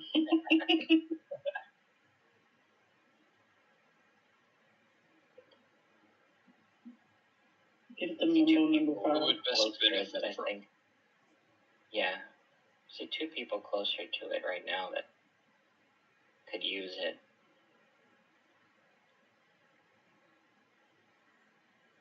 The bear and Guahir. Guahir, you think? The 2 I'll pass. closest. Right. I'll pass one to Guahir. And there we go.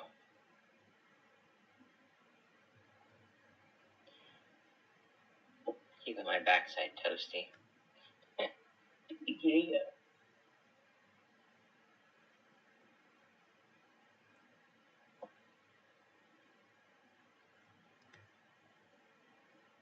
What is that? Is that the end of your turn, Okard? Yep. Mumbo, you're up, and you're not stunned. Woohoo!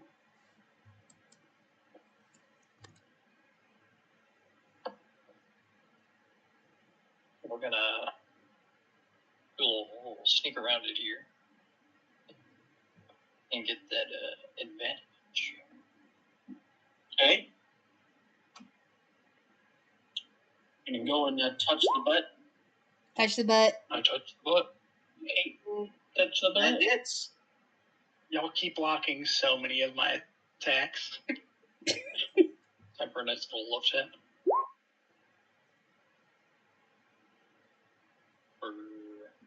So it'll be 11, or is it 4 for your heavy weapon? 4 for the So it'll be 12. Love tap, baby, love tap. Give it another love tap real quick. Never mind. No Yep, love tap. unfortunately, that'll miss. Anything for bonus action? I'm gonna go ahead and use my action surge. Okay. Let's try this again. Swing away, Meryl. Swing away. Oh, it was almost that. That will not hit, unfortunately.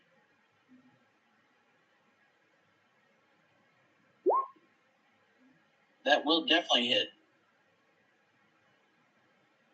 Come on, damage. All that damn footage. 16. Damage. It was I think it right at your first shot, but it is now officially bloodied. Finally. All right, Elcod. So, contemplating things.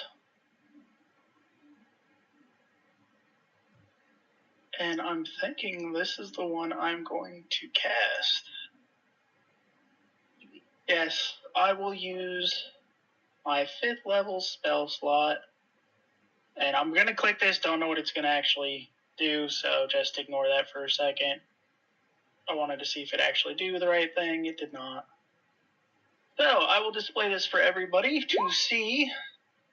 This is called Wrath of Nature. So, Wrath of Nature, you call out to the spirits of nature to rouse them against your enemies.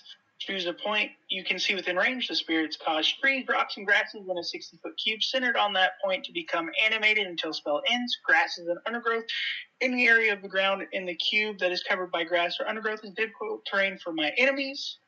Trees at the start of each of my turns going forward. Each of the creature within 10 feet of any tree in the cube must succeed on a dexterity saving throw or take 4d6 slashing damage from whipping branches. Okay. Roots and vines at the end of each of my turns. So at the end of this turn, one creature of your choice that is on the ground in the cube must succeed on a strength saving throw or become restrained until the spell ends. A restrained creature can use an action to make a strength check against your spell save DC, ending the effect on a successful one. Rocks is a bonus action on my turn. I can cause a loose rock to launch at them, and they can take 3d8 non-magical bludgeoning damage. Okay. So that is what you I'm can going use your to bonus choose. action to launch a rock. So nothing happens when you cast it, from what I understand. The 3 things, the trees is at the start of each of your turns. The It's on difficult terrain. End of each of your turns. Okay, it's on difficult terrain. And then, as a bonus action, you can use the rock. Correct. So you need to If rock I as a choose bonus action. to. I could. Let's see why. Like, I don't have anything else to use, so why not? All right. It rolls a nat 1, but it's going to use its final resistance to pass that. So it no longer has any resistances left. Resist a rock? Resist the rock? Yeah. Make a ranged spell attack. Never mind, sorry. So make a ranged spell attack. Oh, ignore that. I didn't realize it was rolling. Well, if it rolls more than once, ignore the other ones. No, ignore that one too. Just ignore it. So ignore the 11. I got a nat 1 on that. Okay, so that will, where are you at? Right here. I'm way over here. But the terrain's over here. Right. Where did the rock come from? It most likely would have come from over here, where I can actually see some rocks, on the ground. All right, Mumbo. Oh no. You take 3 points of bludgeoning damage as this rock accidentally hits you. Is that how much? 3. That's not too bad. I rolled 3d8 and got a 7, so half of that will be a 3. And then that will end Elkod's turn, which means that it'll be restrained unless it passes a strength saving throw on it will its fail, but it will use its last resistance to pass it. So it's not restrained, but it no longer has any resistances left. Perfect. And then it is my bear's turn. Yep. It is going to stand up. I don't know how to rotate. And go to murder it? I try to. How do you rotate this thing? Thank you. Thank you as well. Alright, so pulling that back up really quick. So we have a d20 plus 5. And roll with advantage because it's flanking. Oh. Yeah, my bad. You're fine. I don't know if it did that, but I should do it this way. Just put bare necessities. So that was a plus 5, so let me roll one more d20 because that's with advantage. And it's a plus 5 to this. It's something that'll actually hit. No, that's cool. So it still didn't hit. You still got like a 5, so. And this will be its second attack, and this will be with it. Avanti. I'm just gonna roll 2 of them, and I'll tell you which one it is.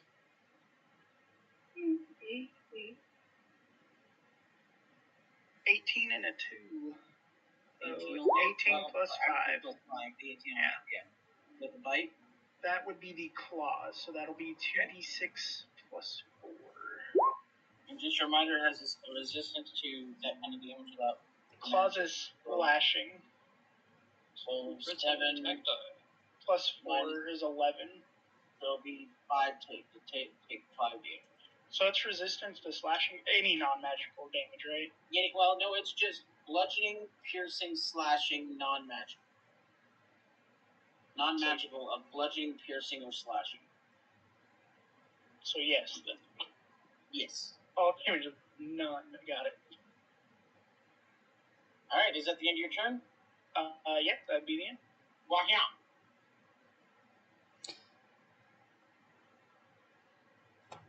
Monique will attack again. The boy here is enjoying looking at the pretty stars.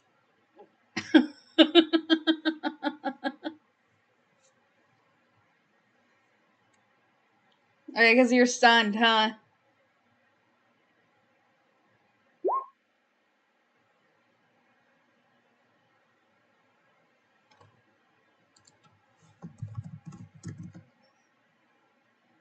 Yeah, and I don't know what I need to roll. I think it's until the next turn for the creature. Oh yeah, you're stunned, and let's see. D&D's. Looking at it here, it says they're incapacitated, automatically fail strength dexterity saves. It's until you're stunned until the thing's next turn, so you can't take a turn. You're incapacitated. You cannot move. You can only speak falteringly. Can my panda? Yeah, your panda passed. So yeah, your panda's not stunned at all.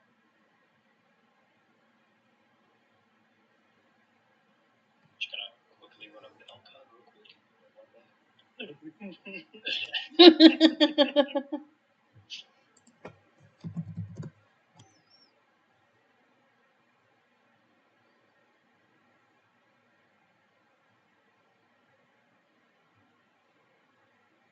It will otherworldly slam. Perfect. Roll those attacks.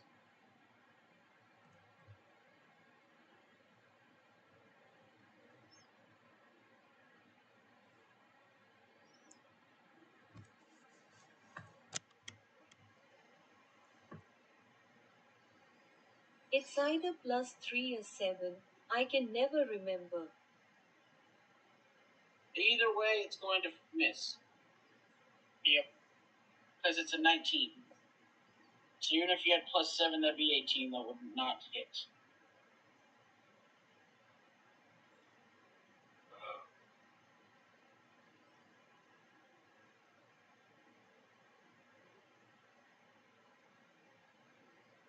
Does it benefit from advantage? It does. Thanks to Mumbo.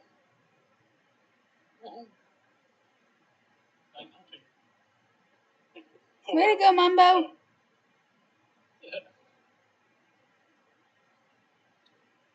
Not until after her. Oh yeah, we skipped you, didn't we? Yes, unfortunately. Because it doesn't count till after the Chimera's turn. Unless it attacks. Right, but unless it attacks you, Helena. If it attacks you, your rage will stay up.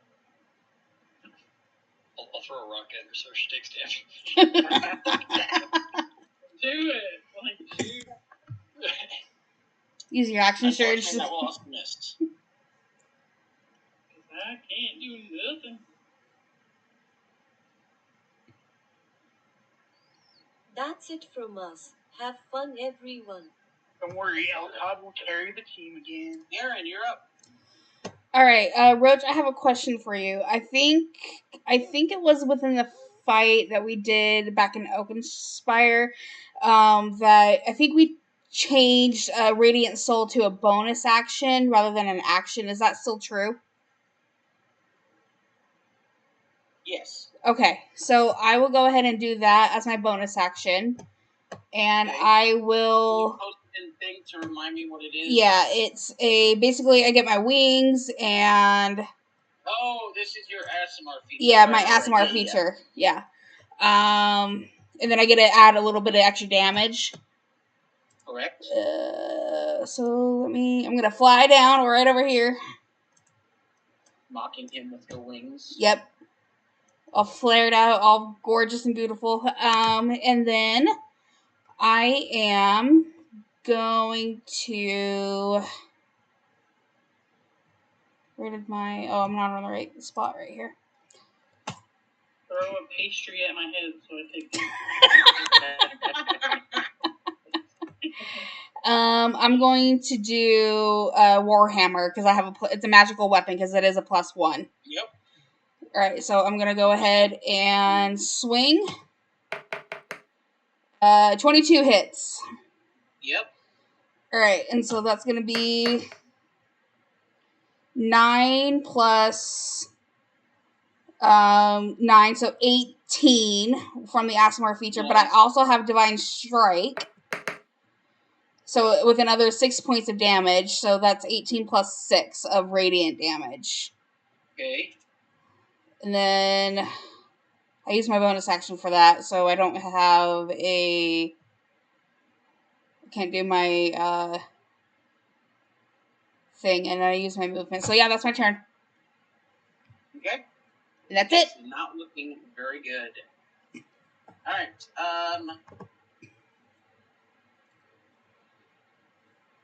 Oh no. Well, at least you're taking damage. Unfortunately, Dex and Helena will both automatically fail this. Not Dex. What am I talking about? Unfortunately, Wahir and Helena will automatically fail this. Because it is a Dex saving throw. The panda will still need to make a Dex saving. Oh man, I have a thing to You're stunned. I'm incapacitated. Could I be a jerk and bring something up? Yes. Asking y'all for opinions. Yeah. Okay. Could they technically still roll to see if they get an @1? No. Oh. Why would you do that? You I just asked you. You were the one that said yes. I didn't think it was going to be the that one conversation. I said to be a jerk. And I got an 18.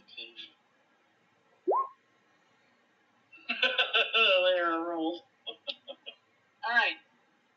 The panda will only take half of this damage. Dang it, I already forgot what it was. I don't have that many dice. Hold on. That's not funny. It kind of is.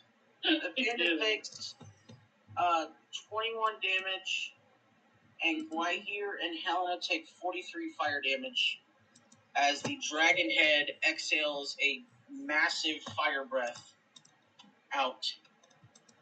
Fire. So Guahir, Half of that, yeah. Guahir and Helena take 43 fire damage. 43. And Am I apparently still Guahir raging? and the panda, yeah, you're still raging because that was a lot of damage. And you can't have it because it's not one of the types that barbarians can have. Oh yeah, that's right. Oh. But I believe Guahir takes okay. half. Well, your takes 10. And it takes 40. And it takes You can be incapacitated. damage. Alright. Oh yeah. Well, Oh, neither of you can be incapacitated. But I'm bloodied.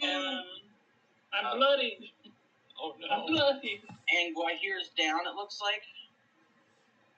Uh-oh. Wait. That's not right. I don't think Guahir's down. I think he was saying he couldn't do leap aside. Or his bear's down. I can make a reaction. Not when you're dead. I'm not dead. Mumbo was How alive. much did the bear take? The bear took 21. Are you saying the bear has sentinel? The Mumbo. Mumbo has that now. If Guahir was right next to me, I could use my interception to reduce the damage. Yeah, Guahir took 43. The panda took 21.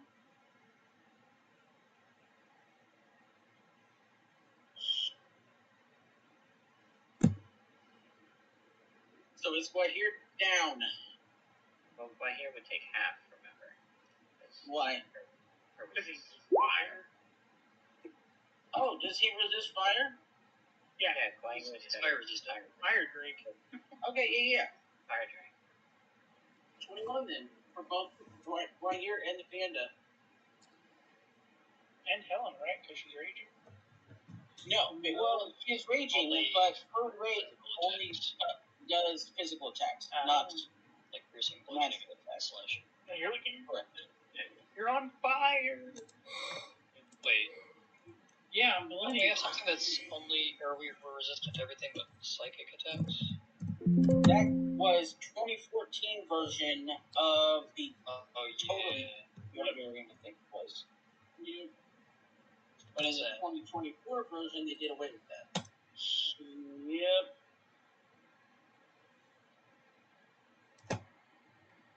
I'm just screaming eating tattoo.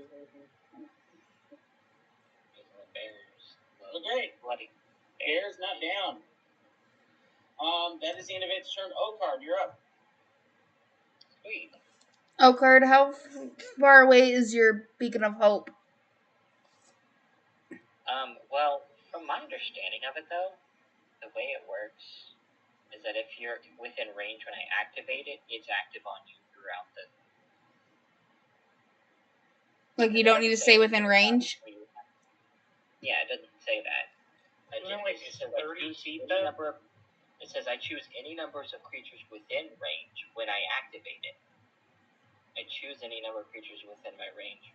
For the duration of the spell, each target has an advantage on wisdom saving, death saving throws, and regains the maximum number of hit points possible from any healing. It doesn't say they have to stay within range.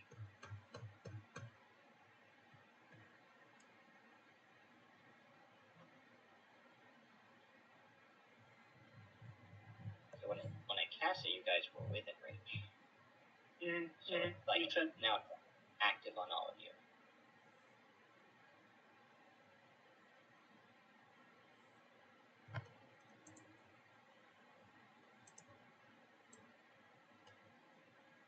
Okay. And they're still within 30 feet. Okay. Yeah. Okay. Hey, what about the gal up there? You just trying to skip her? Yeah, I'm just Powerful? thinking about Never watching joined. how you guys fight. If things get bad, she'll step in. Oh, okay. Sorry, I just realized you're thinking. Yeah, I was like, is she gonna just stand there and look at us? Poor Vanya. I was doing another command with the Staff of Commandment. with the staff. Yes, the staff of charming.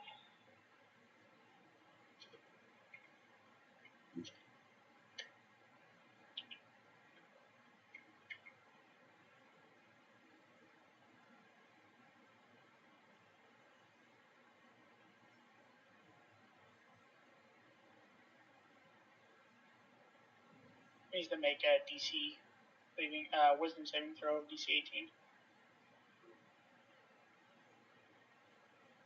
That is a 4, so he's gonna fail that. Alright, well, on its turn, I will have it. What's the commands I can do? Grovel. Oh, by the way, Here and Helen are no longer stunned.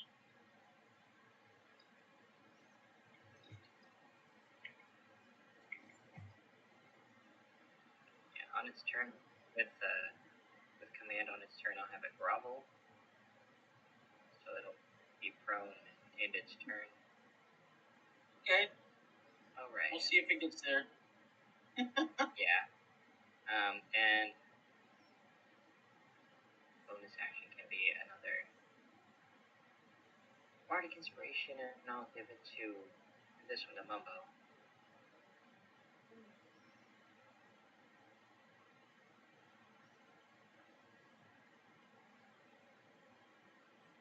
That's all I can do.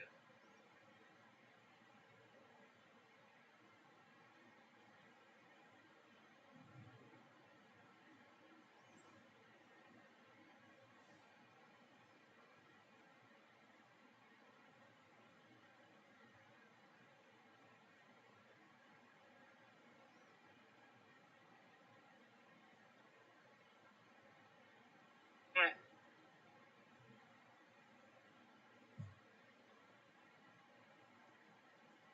Is that the end of your turn? Yeah. Alright, Helena. You've been burned, you're pissed, and you're no longer stunned. And now you have advantage. Not an angry dwarf. No, it's an angry dwarf.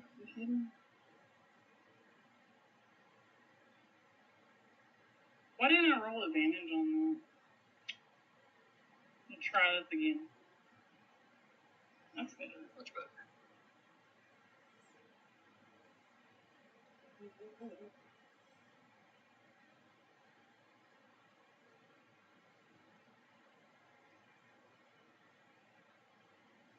That's a horrible roll.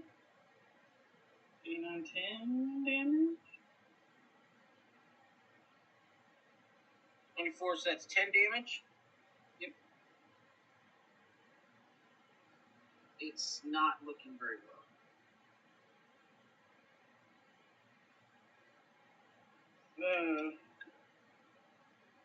I'm gonna force it to make a con saving throw. Okay. I mean, it's stunned, so it's going to be rolling a disadvantage. That's a 2. It is knocked prone. Okay. Wait, go for its stomach.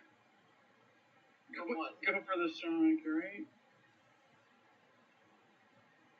How do you knock it? 20! How do you knock it prone? I'll swipe its feet out from underneath it. Right, And but does that topple work if the creature is one size larger than you? If you hit a creature with a battle axe, you can force it to make a con saving throw. On fail, the creature's not prone. So if we're facing you're saying that with Topple you could knock down Tarask.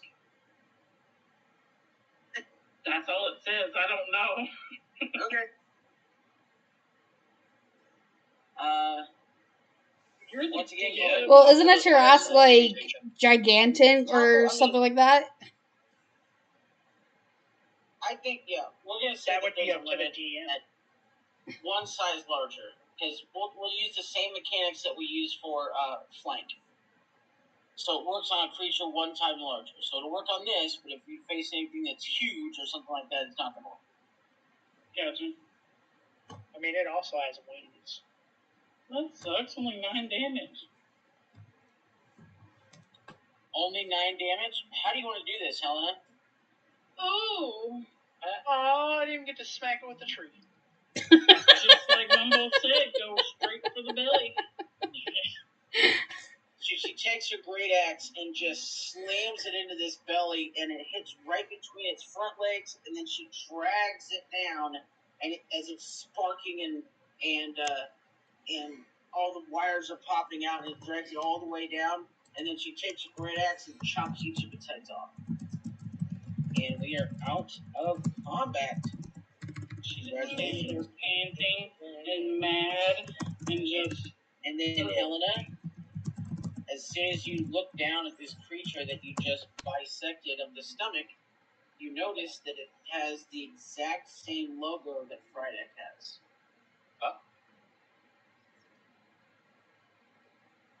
So it is another one of that guy's creations. Creature. Wow. So congratulations, you guys have defeated the Chimeran Gorgon.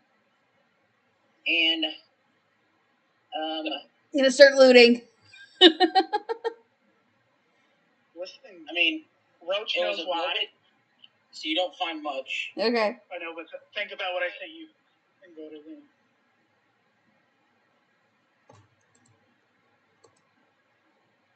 Oh, you like metals? How far are you on your blacksmith? Are you learning blacksmith?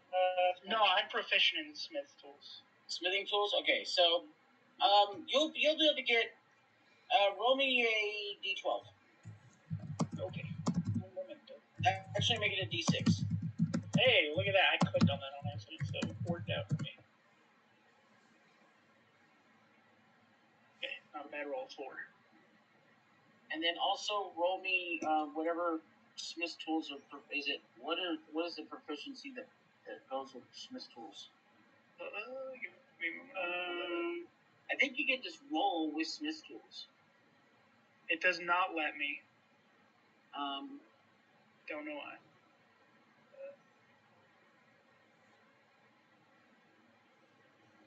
Go and just give me a smith's tools. It's a strength ability. Yeah, go ahead and give me a strength check. But I also get to add my proficiency bonus to that. So this will actually be another +4 to this. Give me a decent roll tonight, for the love of God.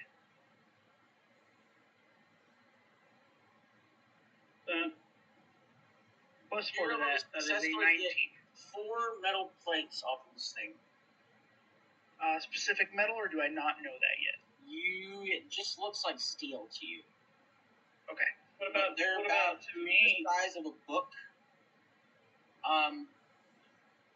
Helena, you would recognize that it's the same kind of metal that just about every other metallic being that you came across while you were with the other group. So just like standard steel. Is that what the investigation's for? That was his thing. The investigation,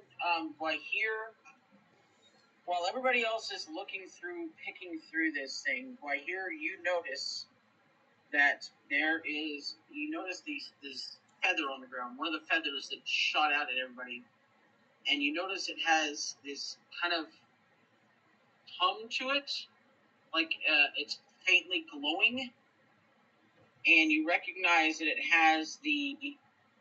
it's the same thing as when as the little icon that you discovered the same. It has the same kind of glow or hum or whatever you call it as a little icon that gave you your voyage envelope. And it's almost the same thing as you believe it to be another present from your mother. Or from the person, from your mother.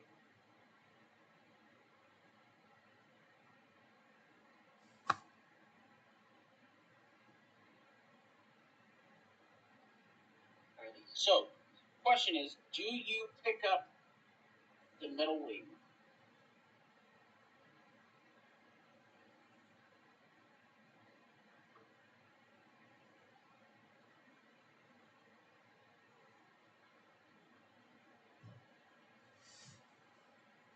I'll pick it up.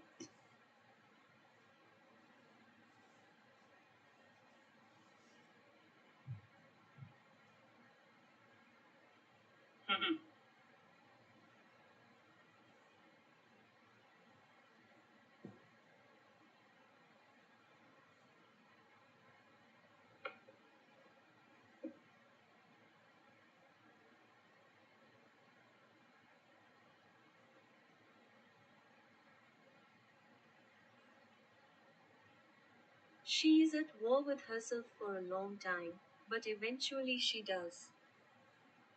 So as you pick up the feather, once again you hear that same calm, soothing voice in your head.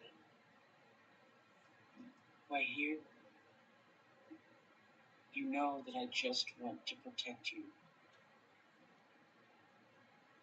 I want to make sure that you're safe.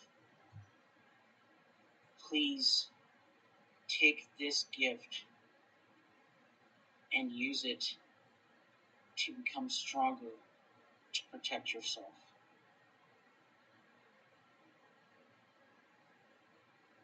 So the question is, do you accept the gift?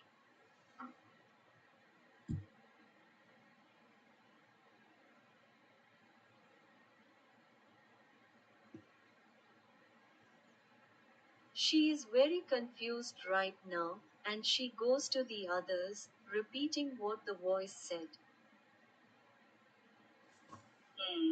That's concerning. Guys, I really need help. It sounds good. That sounds really concerning.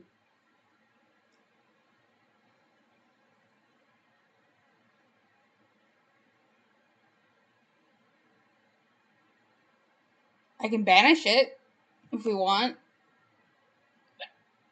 What if we identify it first? Okay. If that's what you want, go here.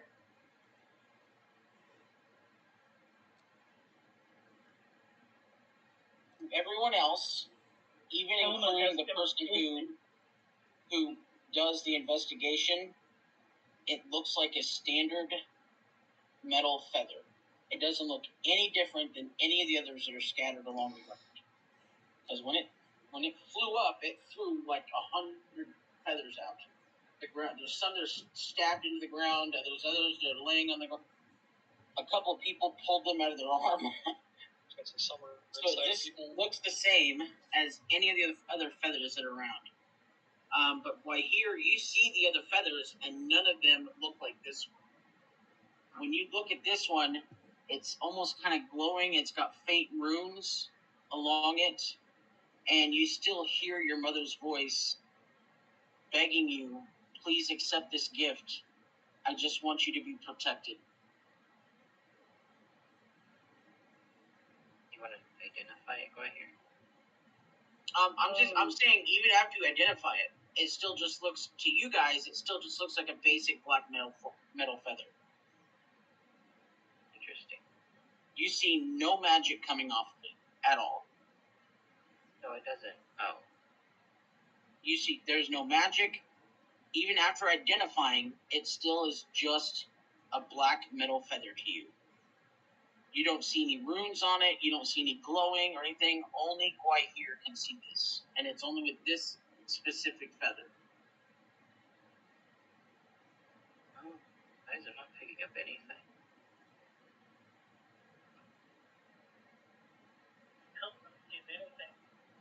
to kill her or something. She's gonna go cry.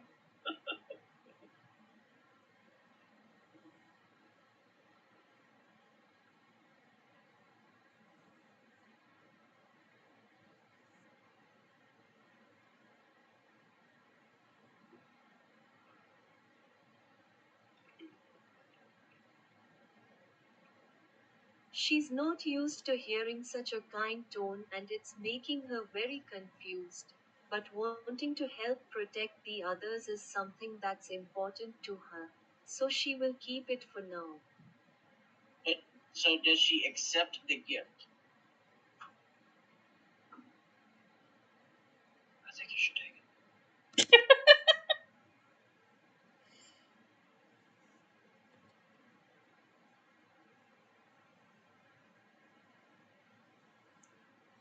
Helena's conflicted. Returns to have a free gift. Sounds like very loaded wording. That's because it is. Very loaded. I mean, we got a town after us.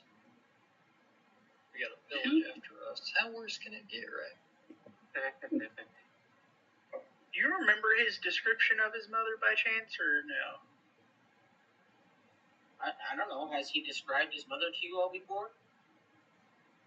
Yeah, earlier today. Yeah. About her being a villain, essentially. Mm-hmm.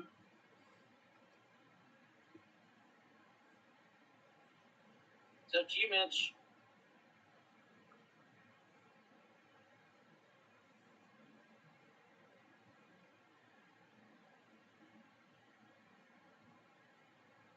She does it. She accepts it. The moment that Guahir makes the decision to accept the gift, you guys notice that the black metal feather basically dematerializes into her hand. And the moment that it disappears, these giant black shadowy wings burst from Guahir's back. They look like jagged, void-born wings. The transformation is immediate, violent, and unsettling. The wings look like a cross between broken angel wings and tearing void stuff. And they're basically dripping like ink across the ground. And you also notice that when the wings manifest, you guys know, everyone notices that Guahir's scales kind of briefly lose their luster. They kind of pale slightly, almost looking sickly under the light from the wings.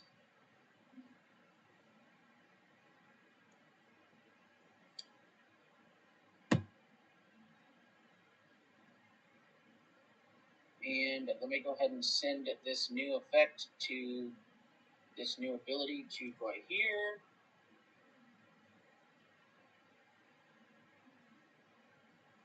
Helena kind of gripped her great axe when this all happened. I think Aaron's wings are still out and they just flare like radiance, like in contrast to it. Worried. So this is a passive ability. You can keep them out as long as you want. It does take a bonus action to manifest them or make them vanish.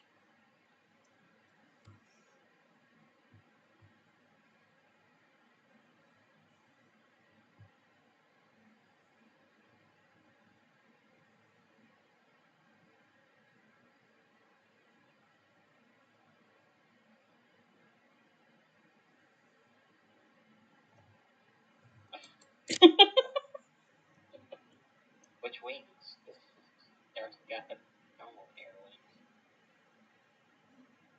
The void wings.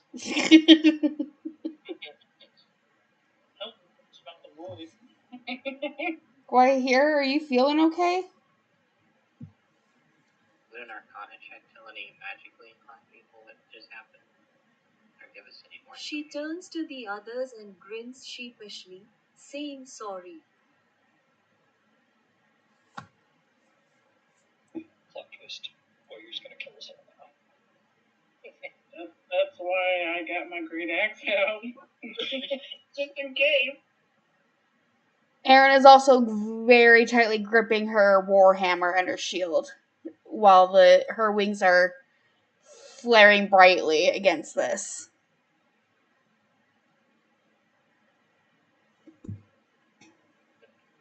So,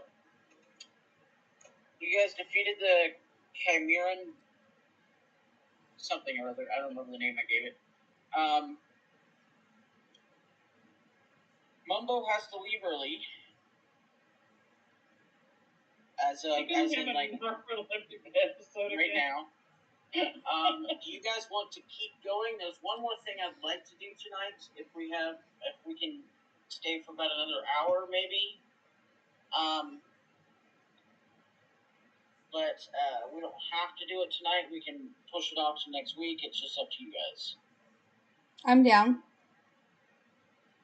I'm good to keep going. So, we move back into camp. This happened towards the beginning of the week. Oh, you guys can move yourselves. Mumbo goes off in the cart and passes out. Bye, Mumbo. You can take your leave now if you wish. Are we doing a long rest? Yeah, go ahead and do a long rest. Yeah, please. Please. Get up early for work, but it was good to play again. Absolutely, Mumbo, we're very happy to have you. Good night. I hope you sleep well. So, this is still part of the seven days that we already went through. Everybody can go ahead and take a long rest. And a couple nights later, our Vanya approaches Helena. Oh, I'm sorry.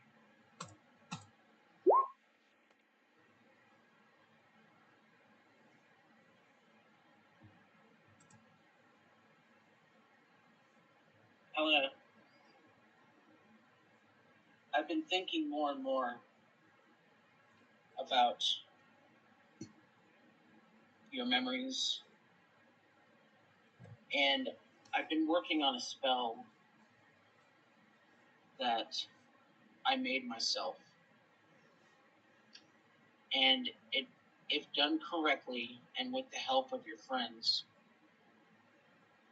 it can possibly fully restore your memories about Jeffrey.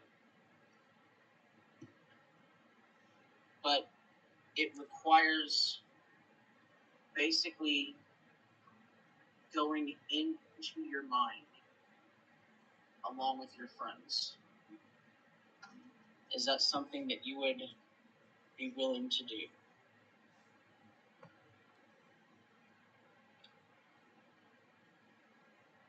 She kind of looks at Gwy here skeptically for a moment.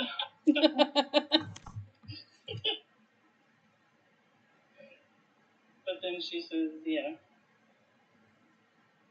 So she lays Helena down, and she brings out 3 runes. Well, they're stone tablets that have these runes on them. And she sets one above your head that says memory. One to the left side of your head that says truth. And one to the right side of your head that says pain. And she asks everyone to surround Helena and place a hand on her. Does everyone do this? Yep. Okay,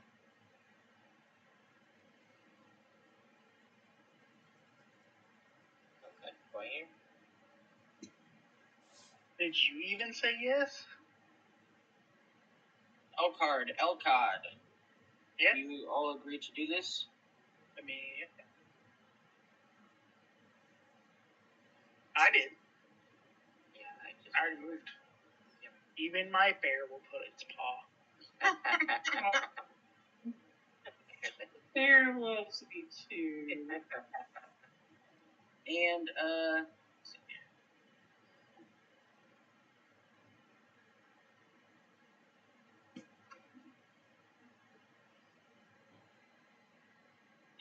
my right here says she also does it. So, as you guys surround her, and Arvanya places a hand on Helena's forehead, and she sends Helena into a trance. And she asks everyone to close their eyes. And as you guys do, you feel like you're pulled. It's still all in darkness. But then suddenly, you see a lot of the same memories that Helena was witnessed last time. You guys are now on a hill overlooking Oakenspire. And you see Helena sitting next to the man that you recognize from the painting as Jeffrey. And he's got his arm around you, and you can tell that this is a point after they were married because you can see the rings on the fingers. And they're sitting there talking, and they're laughing, and they're talking about the future, and he's even asking her if they want to have kids someday. And it's just a beautiful little moment together. And suddenly the view shifts, and you start hearing music playing and people clinking glasses, and you're in that same tavern that we saw Jeffrey and Helena in earlier.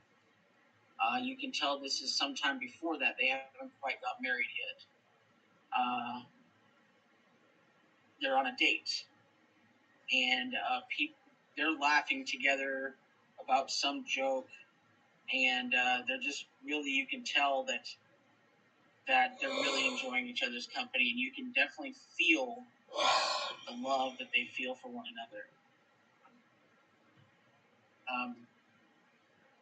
And then everything shifts, and for a long time, it's dark. And then the view comes up, and you're in a town. And Helena, you will immediately recognize this town.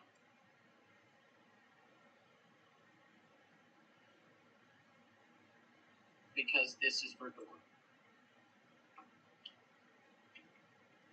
This is the place where you fought the false Hydra. Oh no. And you notice that the town is quiet. There's nobody around. There's not even sound anywhere. There's no music being played. There's no children frolicking, anything like that. And you see almost like shadows over in this direction. And suddenly, rising out of the ground, you see this large, shadowy creature. And Helena, you recognize it because you've seen it before. Except this is more like a shade of the original. But this is like a shadow version of a Hydra. And it looks at you, and in your mind, all of you, in your mind, you hear, "He's mine, and you can't have him." And everyone roll for initiative. Third one. Oh no.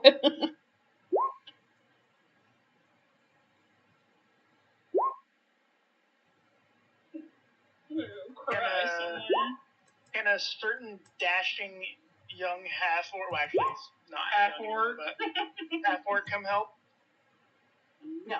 Absolutely. This is where I met Brad. Alright, let's see here. They mumble leaves when I start rolling better. It's a 17. He was stealing all the good rolls. It's a 7. Helena. It's a 16. Elka. It's a 23. Aaron got an 11. Are you trading with anyone? No, I'm gonna stick it.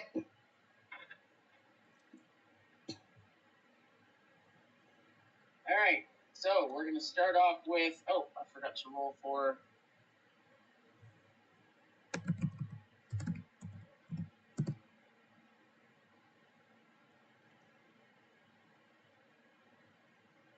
Give me a second, sorry. No, you're good, because I'm also like, what am I doing first? So take your time.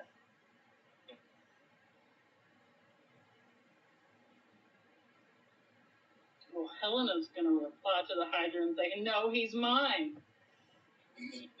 Okay. I don't know if this is possible. Guahir, would you consider trading so that I can possibly do something for Helena?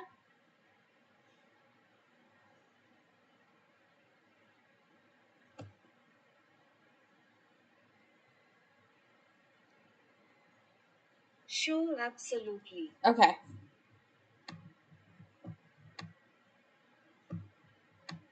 So it's gonna go Elcod, Aaron, Helena, Guahir, and then Okard.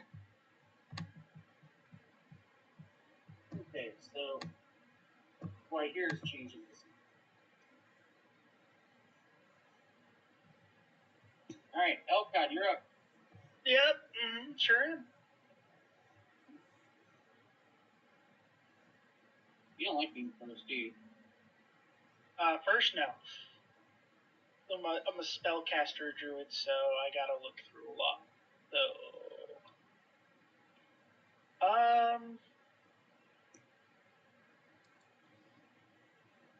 you know what? First thing I'm going to do is I'm going to cast Grasping Vine at it. Oh, really? For people to see, and then I will. Well, yep. Says, will this actually cast it properly? Let's see. It rolled a.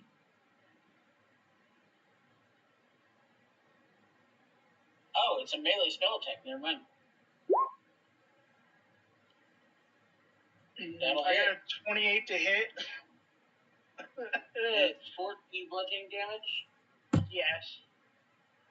And on a hit, the target takes blah, blah, blah, and it gets pulled 30 feet towards the vine. The vine would have been probably right here and just, like, yanked it towards us a little bit.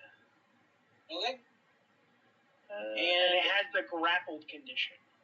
Got it. It is grappling.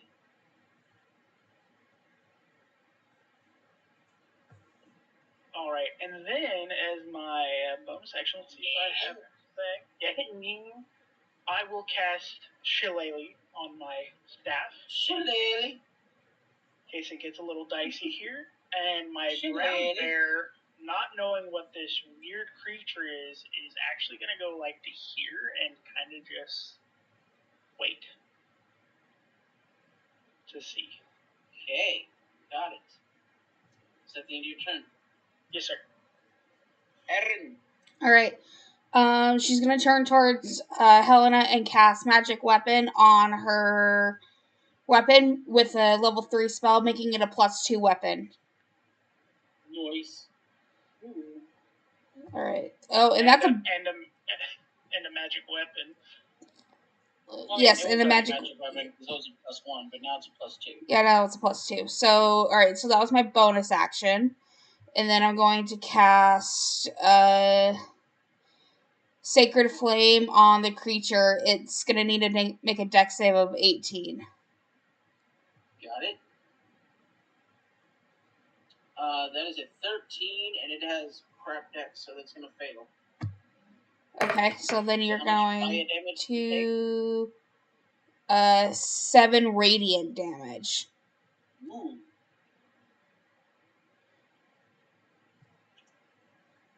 Does it react to the radiant at all? It does.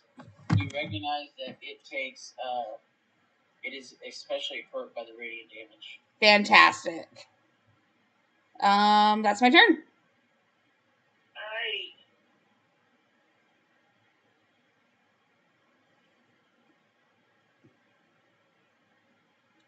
Helena, you're up. No, you team up. Okay. Yes.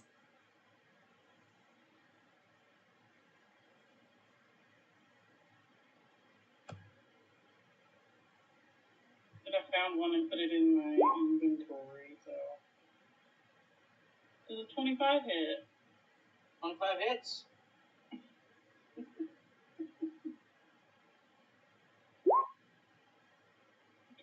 Damage.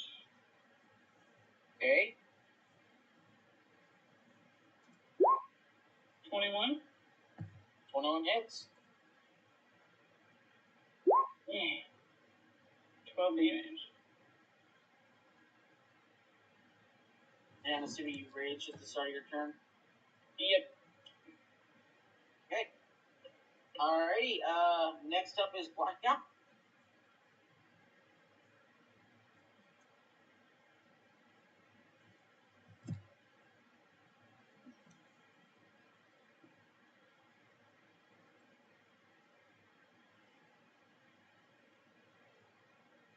She is going to go over and attack twice with her scimitar.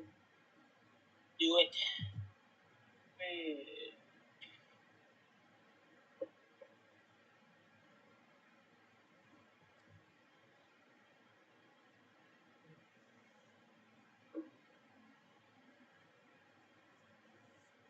Oh, and with green flame blade too. Nice. Ooh.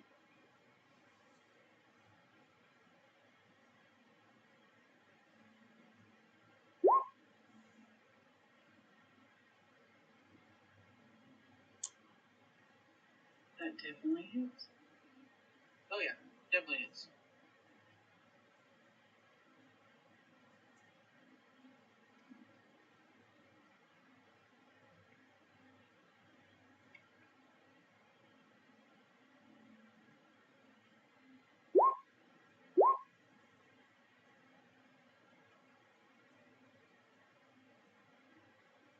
$18 damage.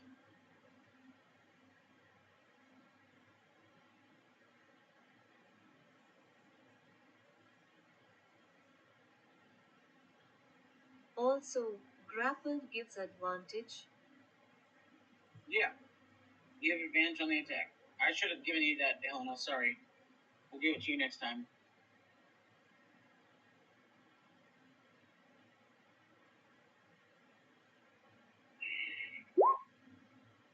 $20 will hit.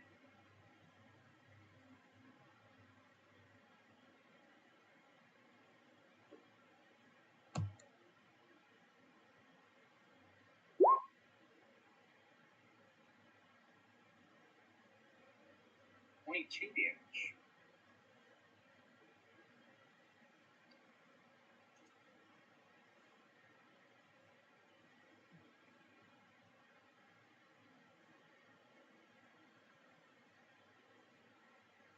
With that attack, I need everyone to give me a perception check.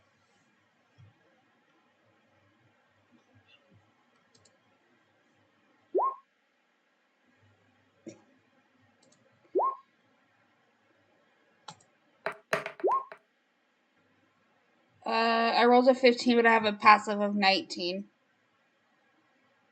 Okay. I think we're just missing one. No, never mind. No, Bumble's not. Mumbo's asleep. Okay, so right here, suddenly you hear the voice of your mother over by the Hunters Guild.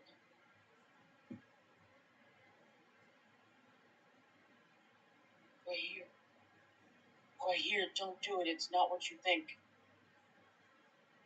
Mm-hmm.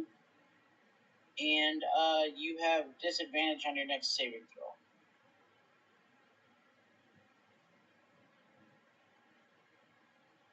Rude, mom. Wait, what did it cast a spell? No, it's a thing. It's like a almost like a lair action. Okay. No, it's not lair action. What's the other one? Legendary action. It's something that happens when it gets at half health. Oh, by the way, it's bloody. The reason I ask is because if it's a verbal component, I do have a reaction. Oh, it's not a spell. Oh. No counter spell for you. It's not counter spell either. Oh. If it's trying to vocalize anything, this will work.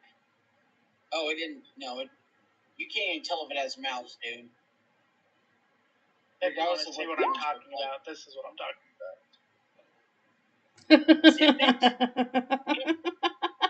Is it a Hulk spell or something? Nope. That is from Heliana's Guide to Monster Hunting. Okay. And you must dip it good. No, it did not vocalize anything on that. Yeah, curious. Is that the end of your turn, Guahir? Can I add Divine Smite? Yes. Divine Smite? Dang. Chardonnay or Merlot.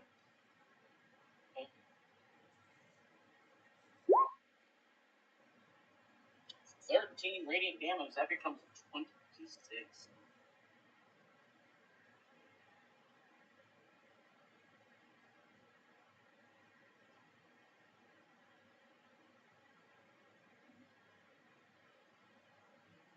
Can I add Divine Smite to both? No.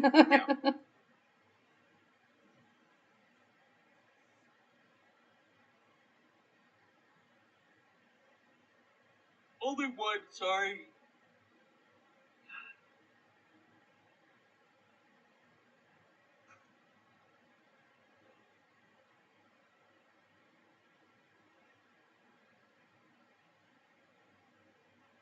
That's it for me, but my bear will rush up and also attack.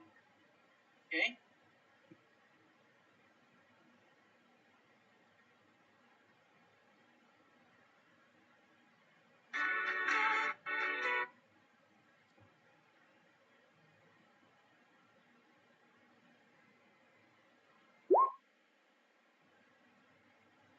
$19 will hit.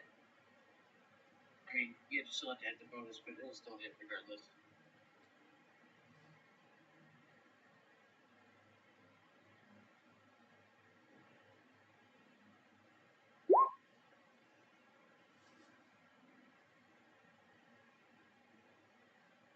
I'm guessing you're gonna do radiant damage.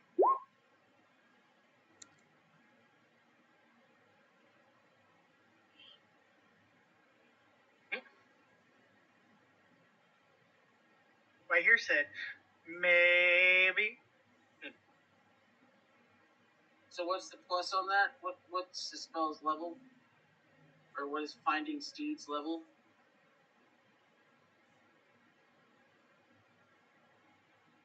Second level. Okay, so that'd be 6 points of radiant damage, which becomes 12. Top. All done. Alrighty. I need everyone to give me wisdom saving throw. Beautiful. Is it a charm thing? It is not. Okay. No verbal component. It's something that happens. It just says at the start of each of its turn. I got a natural 20. Within 30 feet must make a wisdom saving 17 saving throw. I think we did. 17 wisdom saving throw. All of us passed that. I got a natural 20. And why here is disadvantage. Oh no. Wait here, you haven't rolled. Wait here. The heck, bro. Oh, and we need to roll for our bears, yes? Correct. So D20 is 16. The bear got a 16. The bears do not need to roll. Because it only affects, your bears are construct, they're summons from a different plane of existence. This thing only affects people. Okay.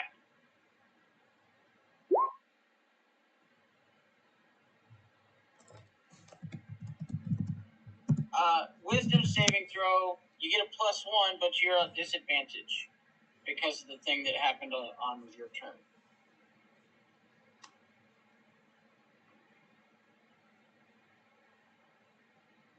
Okay, so you get +3, but you're also rolling at disadvantage. Come on, go right here.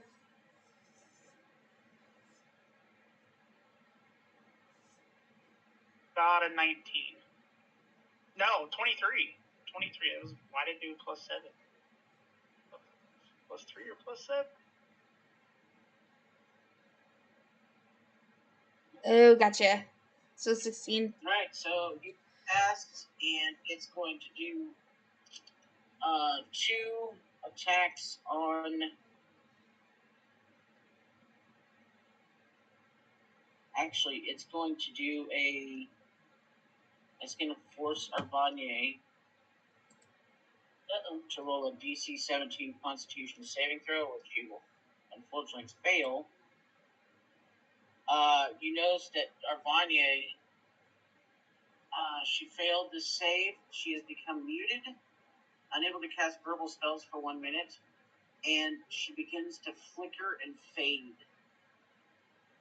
This thing is affecting her ability to maintain this memory.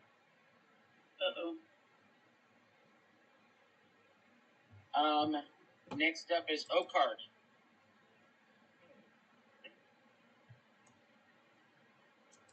I'm gonna help out by casting Fairy Fire against this thing. It rolled a 4, so yeah, it's lit up like the 4th of July. So now everyone has advantage on it. Fantastic. Nice blue light around that thing. Oh yeah, bonus action. How long does Wahir have that disadvantage on the rolls? It was just on her next saving throw, which that she was just it? she no longer had. Yeah. That's no longer affecting. Okay. Who's after me? Oh, God. After you is Elcod. Does he need inspiration? Can you add it to attack rolls? Yeah. Yes. Anytime you roll a spell D20, attack rolls. Yeah. D20 roll. Oh, that's probably true. It's a D20 roll. Correct. Inspiration is any D20 roll. Mm-hmm.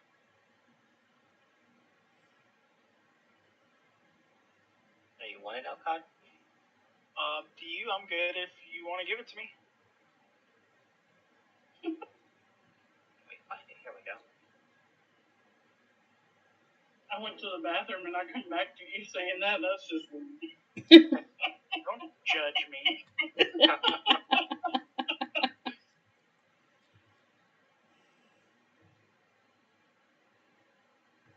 I'll give him an inspiration. Appreciate it. Which is a D8? Yes. Yep. Okay. And then Elcod, it is your turn. Alright, so DM mechanics question for you. Dispel magic. Can I specifically cast that on her being muted? No. Okay, that's what I was thinking. It would just be cast, and if there's magic on her, it would dispel, right? Okay. Correct. Don't want to necessarily do that. Spell is not necessarily having magic on. Got it. Perfect. Okay. So,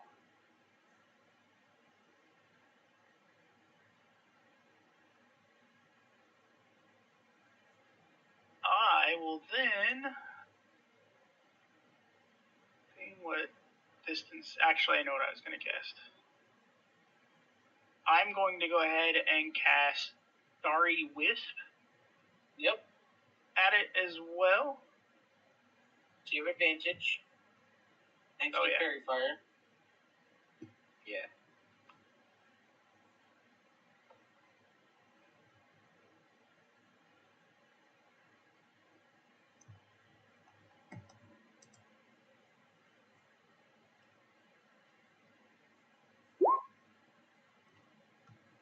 So, team, that will. That'll hit. Alright, so it cannot go invisible. Correct. Go ahead and roll the damage on it. Yeah, I rolled it Sorry. like a hot minute ago, and you're good. And that's radiant damage? Yep. Yes, 15 radiant It damage. hurts it a lot. Good. Because that was my action. Now my bonus action, I'm going to go ahead and have my Grasping Vine hit it again. Okay. So it's already grappled, right? Correct. So it lifts up and smacks it again. Because it says I can use it to attack again on my bonus I action. believe it. Oh, it's an attack. Yeah, that definitely hits. And then that'd be... Smack it really good. Snack it.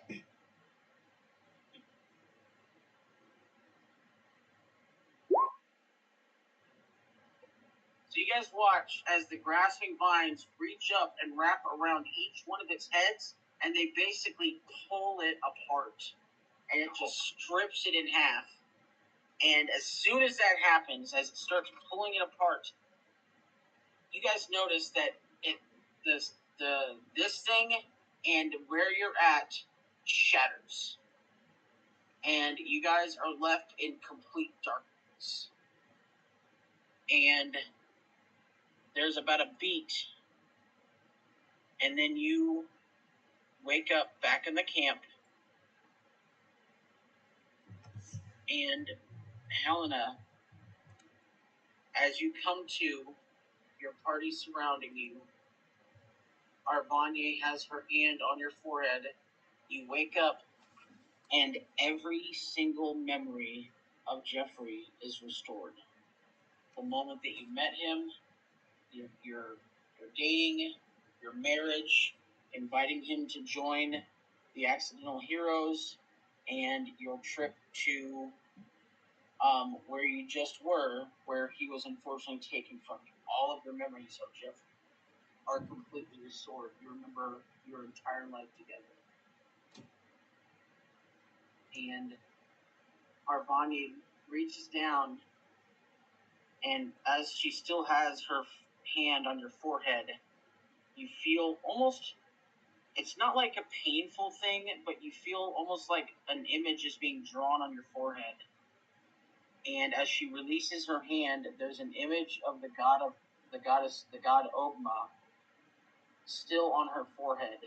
It's like their insignia, and it glows for just a minute, and then it fades. And Arvanye looks down at you with a smile. And I've sealed your memories using Ogma's power. It'll be much more difficult for people to mess with your memories in the future. And I'm gonna get this up and send it to you later tonight, Helena. But you get a boon, the boon of Ogma. And what that does for you, once per long rest, if anyone tries any funny business, any memory altering effects, you can basically stop it from happening for once per long rest. So any charm, anything that messes with your mind, the first time they try it, it will not work. It's just like it completely blocks it, but that only happens once per long rest. So it'll be a custom, it's almost like a feat, but not really. It's called a boon. It's a boon of Ogma, and I'll get the wording to you, and if need be, help you create it in D&D Beyond.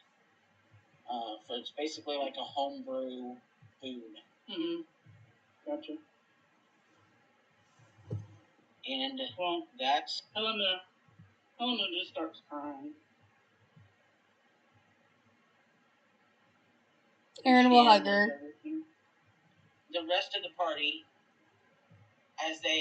whenever they were still holding on to Helena, and as she applied this boon, they will get those same flashes. Basically, it's her happiest moments with with right here. Her happiest moments with Jeffrey.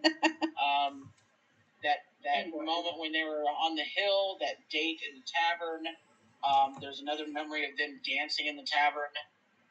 But you guys get flashes of those happy memories. Sure wasn't us dancing at our wedding? It may have been. I just remember you dancing. And that is where we're going to close book tonight. Yay, I hope you Helena! guys had fun. See, Helena, it was nice. I was nice to you for once.